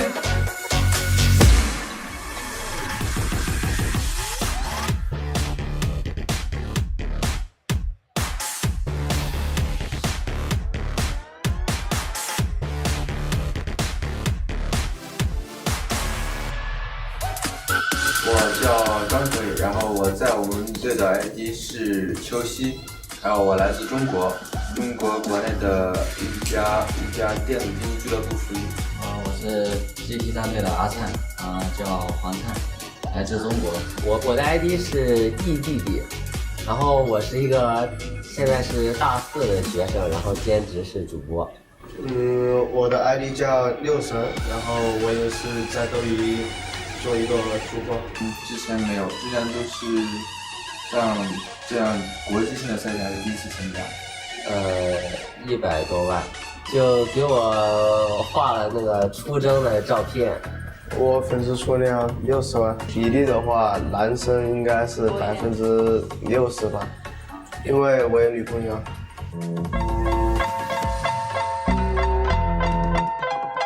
我觉得我们团队的配合是非常好的，因为你毕竟磨合了很久了，我觉得非常不错。阿灿吧，因为他不容易出事，发挥比较稳定，然后也是比较听话。定神，他是一个俱乐部的，打了最久。定神，理由就是他俩人都选完了，然后我俩不选，太尴尬了。我就信任队员 GT 啊，因为其他2个人都双选了对方嘛。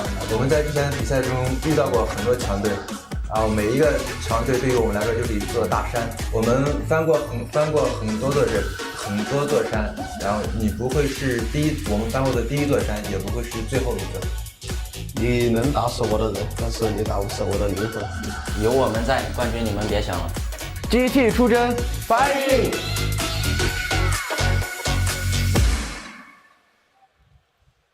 Towards the end there, hearing from our two DouYu teams who have shown in our first 2 games that they are a force to be reckoned with here at the PUBG Mobile Global Finals for Star Challenge, of course. And overall, coming into our 3rd game, I think a lot of eyes are going to be on them once again. Joining me on the desk, as always, I have Powerbank and I have 7 World Gaming. Gentlemen, I think it is fair to say that a lot of eyes are on them when it comes to not only even the next rounds, but I would say the tournament as a whole right now. Really impressive showing so far for them, and I think people are going to continue to look to them to see if they're going to continue the dominance that they've set forth so far. I don't see any reason why not. If it were me, I'd continue to do exactly as they have, rotating early, establishing positions, and absolutely slaying anybody that comes by. I'm expecting a lot of teams just pretty much going back to the hotel after today and just doing a lot of homework on their movement and just seeing what they're doing different from them and how they can go ahead and improve for the next couple of days. Yeah, Team Hero here getting 4th place in the previous round, doing well for themselves. And also, we checked in with Full Send as well in the previous interviews just to hear from them. And very excited to be here to be able to play out some of these games. And now actually got some high-profile kills off the back of some of the fights that they've had against Hot Juice, for example, going up against Wildcard. Indeed, exclusive hanging at the top of the house, surprising Hot Juice, taking him out, getting that quick finish on him. So really good stuff from Full Send. So far this tournament. Unfortunately, Fanny went down a little bit early this last game. They're going to try to stick it out a little bit longer here in Game 3. Yeah, more than likely, they're going to go ahead and just try to play it safe and then go pretty much for the placing as well. But as we have seen, they can't get the kills if they actually, if it happens. Right. All right, and of course here, just checking out our DouYu teams towards the end. And it goes without repeating. Basically, so many kills have gone their way early, and we have seen that aggressive tendency work well, pay dividends for these Chinese teams. There is no reason to change their strategy. The only reason they may want to do that is if they get a catastrophic drop for some reason, but they're doing well for themselves regardless. It's early, it's still time to establish position and climb their way up the ranks. I think that's what you'll continue to see.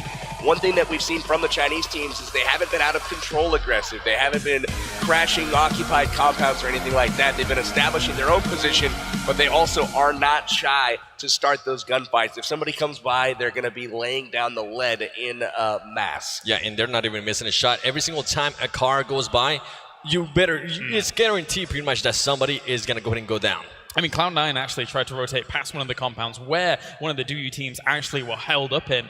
One member in each of the buildings, in all the 4 buildings. They had great coverage of that early game, and it really showed that they were able to just... They only took one Cloud9 member down, but they could have taken more. Carnage went down, but they were lucky to get away with only 1 member going down. And another thing that I've noticed with a lot of these teams, very quick to finish off their knocks. They don't want these people to escape. They don't want them to be picked up by their teammates. So even though the team's coming to their rescue quickly, throwing smokes and whatnot, it's just not fast enough. They're getting knocked and finished almost immediately, almost every single team out here. And that is something I like seeing. I like seeing those knocks, and if they are able to just finish them off right away, there's no point in leaving them there and trying to see if they maybe go ahead and bait them with the other players. Just get it over with. Smart for that anyways. Get those points and then move on to the next target. An interesting notion that I've just thought about is the fact that all of this is TPP, and we're seeing these aggressive teams win out in TPP. Normally, that kind of favors a bit more of a defensive posture, so it's an interesting notion to think about when it comes to the results before. As the tournament continues to move on, I'm really curious to see, especially tomorrow in FPP mode, if the Asian teams continue to dominate, or if, you know, as it's not their preferred, you know, playing style, maybe we do better. Well, it's time to get into game number 3 now. Thank you very much, gentlemen, as I pass it over to you once again. Game number 3. There's only 2 more games today for day number 1. And again, here comes that plane, bringing it out into the arena. We're going to be dropping a package here to start off round number 3 of the Samsung Galaxy Note 9. And look at that Samsung Galaxy Note 9. Yeah. My goodness. The stylus actually on it is pretty awesome. As we saw there earlier, they were able to pretty much throw out where they were trying to land. And look at this plane path right here. It is just pretty much going to be straight through the north of the map. Is this even going over the main part of the island? Oh my Very goodness. briefly there on the right side of the map, but oh my gosh, you got a lot of teams jockeying for position down south. You can see LH Doyu going again probably to Novo, and this time they may have some company here as a lot of clans are doing the same exact thing. Yeah, and more than likely, we're going to see a lot of people just trying to hop on a car, and then they might try to go to Novo and also military base, or maybe even Primorsk, as we saw Hyro there earlier going to Primorsk. And look at this, Baraka going down, but GT Akan also going down in the exact same spot. We were actually talking about this earlier. What happens if GT gets a bad landing and Akan, the reliable teammate that his team was saying he was, gets in the car and just goes away as soon as possible? What I really liked about that drop was only one of their players went for the car. They didn't risk their whole team getting into a skirmish there. They sent one guy for the car, left the others out in a field somewhere, presumably, and they're going to go pick them up and head off to safer pasture somewhere where there's better loot. Now it looks like Team BRK is stuck here, and they're going to have to run somewhere a little bit, you know, less advantageous. And again, we know from earlier games that BRK is definitely looking to Watertown to try to loot up. Yeah, they keep falling here now 3 times in a row, and luckily for them, this zone is currently to their advantage. They are inside the zone, so they are going to get a little bit of time there to go ahead and loot up. But I wonder if this is going to change, right? We have seen them land here 3 times in a row now. If they don't start seeing the results that they expect, are they going to go ahead and start landing in other places? And not just BRK, also other teams. We have seen pretty much Cloud9 land right next to Evos, which at the moment, we're actually seeing Gang Angry get a kill there on one of the Hydra players, and he finishes them off right away as well. Pyra getting another kill on Hero as well. Kenris goes down to Angry, and Gangstar's wiping him off the map early right now. Hero, man, they finished 19th in Game 1. These are the European champions, and they are getting hit hard here early in Game 3 as we continue to watch Baraka loot up here in Watertown. Definitely. Luckily there for Gainstars, as they had a bad showing in the last match, but they're more than likely just trying to, you know what, they're trying to brush that up. And it was just the second game of the tournament after all, in Baraka, just trying to check every single little place in this map area and clear it up. Indeed, Baraka is still looking for the right gear here. We finally switch over to C9 Rolex. Again, looking at, I believe we're over in Milta right now, and they're looking at BTR across the road here. Rolex has got that VSS. Luxy is going to try to keep his brother alive this time. Zuxi going down early last game, but ultimately BTR having a decent game in Game 2. They're going to try to repeat a great performance here in Game 3. Interesting stuff there by Cloud9, because there is currently only 2 players from Cloud9. It is Carnage and Rolex, so they decided to go ahead and, you know what, let's not land just Nava this time. Let's just go ahead and land in Milta and just fight it out and see what we can do. And so far, it's been working for him, as Rolex was able to go ahead and get a knock. He's not able to get the kill, but at least now they know where they're at. Both teams definitely know where each other are. Rolex able to smack him with a VSS, and again, smoke's coming out. They're going to get the pickup here, but again, C9, Rolex, and Carnage unable to be aggressive here because it's just them. They're going 2v4 right now, trying to see where their other teammates are on the map. Kodo here, off on the Shelter. They've done a split drop, Shelter and Milta. Shelter and Milta it is. Now, at this point, Rolex has more than likely had call out. They saw that they were able to go ahead and knock down somebody. Do you think Kodo and Sam are going to go ahead and start rotating towards Milta? I don't. I think they're going to continue to loot up as they, I mean, unless they've already looted the Shelter, which is quite possible because not too much competition typically drops there. But after they loot it up, there's a good chance they'll rotate. Looks like Team Japan here is occupying the school, and again, GT Doyu right outside, stalking their prey, essentially. Again, they split dropped one at the school, and a few and Rozhok again, and it looks like they've done the same here, but Six God just content to hang out with the AK. He's got level 2 everything, so bag, helmet, and armor, and he's content just to watch Team Japan do their thing and call out to his teammates what's going on.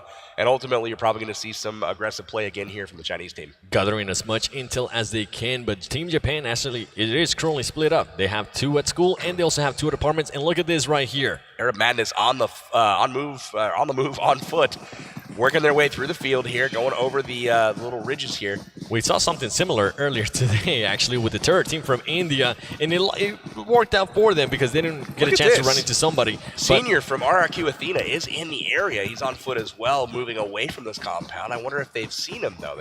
He's dangerously close, and again, away from his team. Seen a lot of split drops so far from many teams this game, and we're seeing a little bit of strategy shift and a little bit of, trying to take some of the smaller loot locations and loot up individually rather than all as a team, essentially. Yeah, more than likely, as we're seeing here, teams just starting to rotate early. And look at this, Team Japan. So, you know what? Let's go ahead and just get together just in case. They're more than likely going to go ahead and get in this car and just drive away because GTW is very close by, and that's a team you don't want to go ahead and encounter this early into the game. Ooh, are they going to try to go that way? They are. Oh, no. Oh, this is a bad idea. Ladies and gentlemen, GT got 6 God. Look at that. The nade knock. He gets a knock again. And Japan in trouble. 2 members down so far and also exposed. So this is really, really bad spot for them. And as we're talking about the finishes, look at that. They are madmen. They are going into the car and just rushing them, knocking people down left and right. GT Doyu. Brilliant play there from the Chinese team. GT Doyu. I loved that aggressive approach because two members are down. They knew that they might lose a member or so, but they weren't going to be able to finish him off. So it was a risk well paid off there. They get the early squad wipe, and again, 4 kills on the board or another 60 points. Something that I definitely like seeing, as you mentioned there, if you get 2 teammates down already, you know what? Just go ahead and push, finish them off, try to finish off the full-on team. And Team Terror, actually from India, it's something that they have not, yeah, it's something that they have not been doing. They knock people out, they're aggressive, and then once they knock people out, they just decide to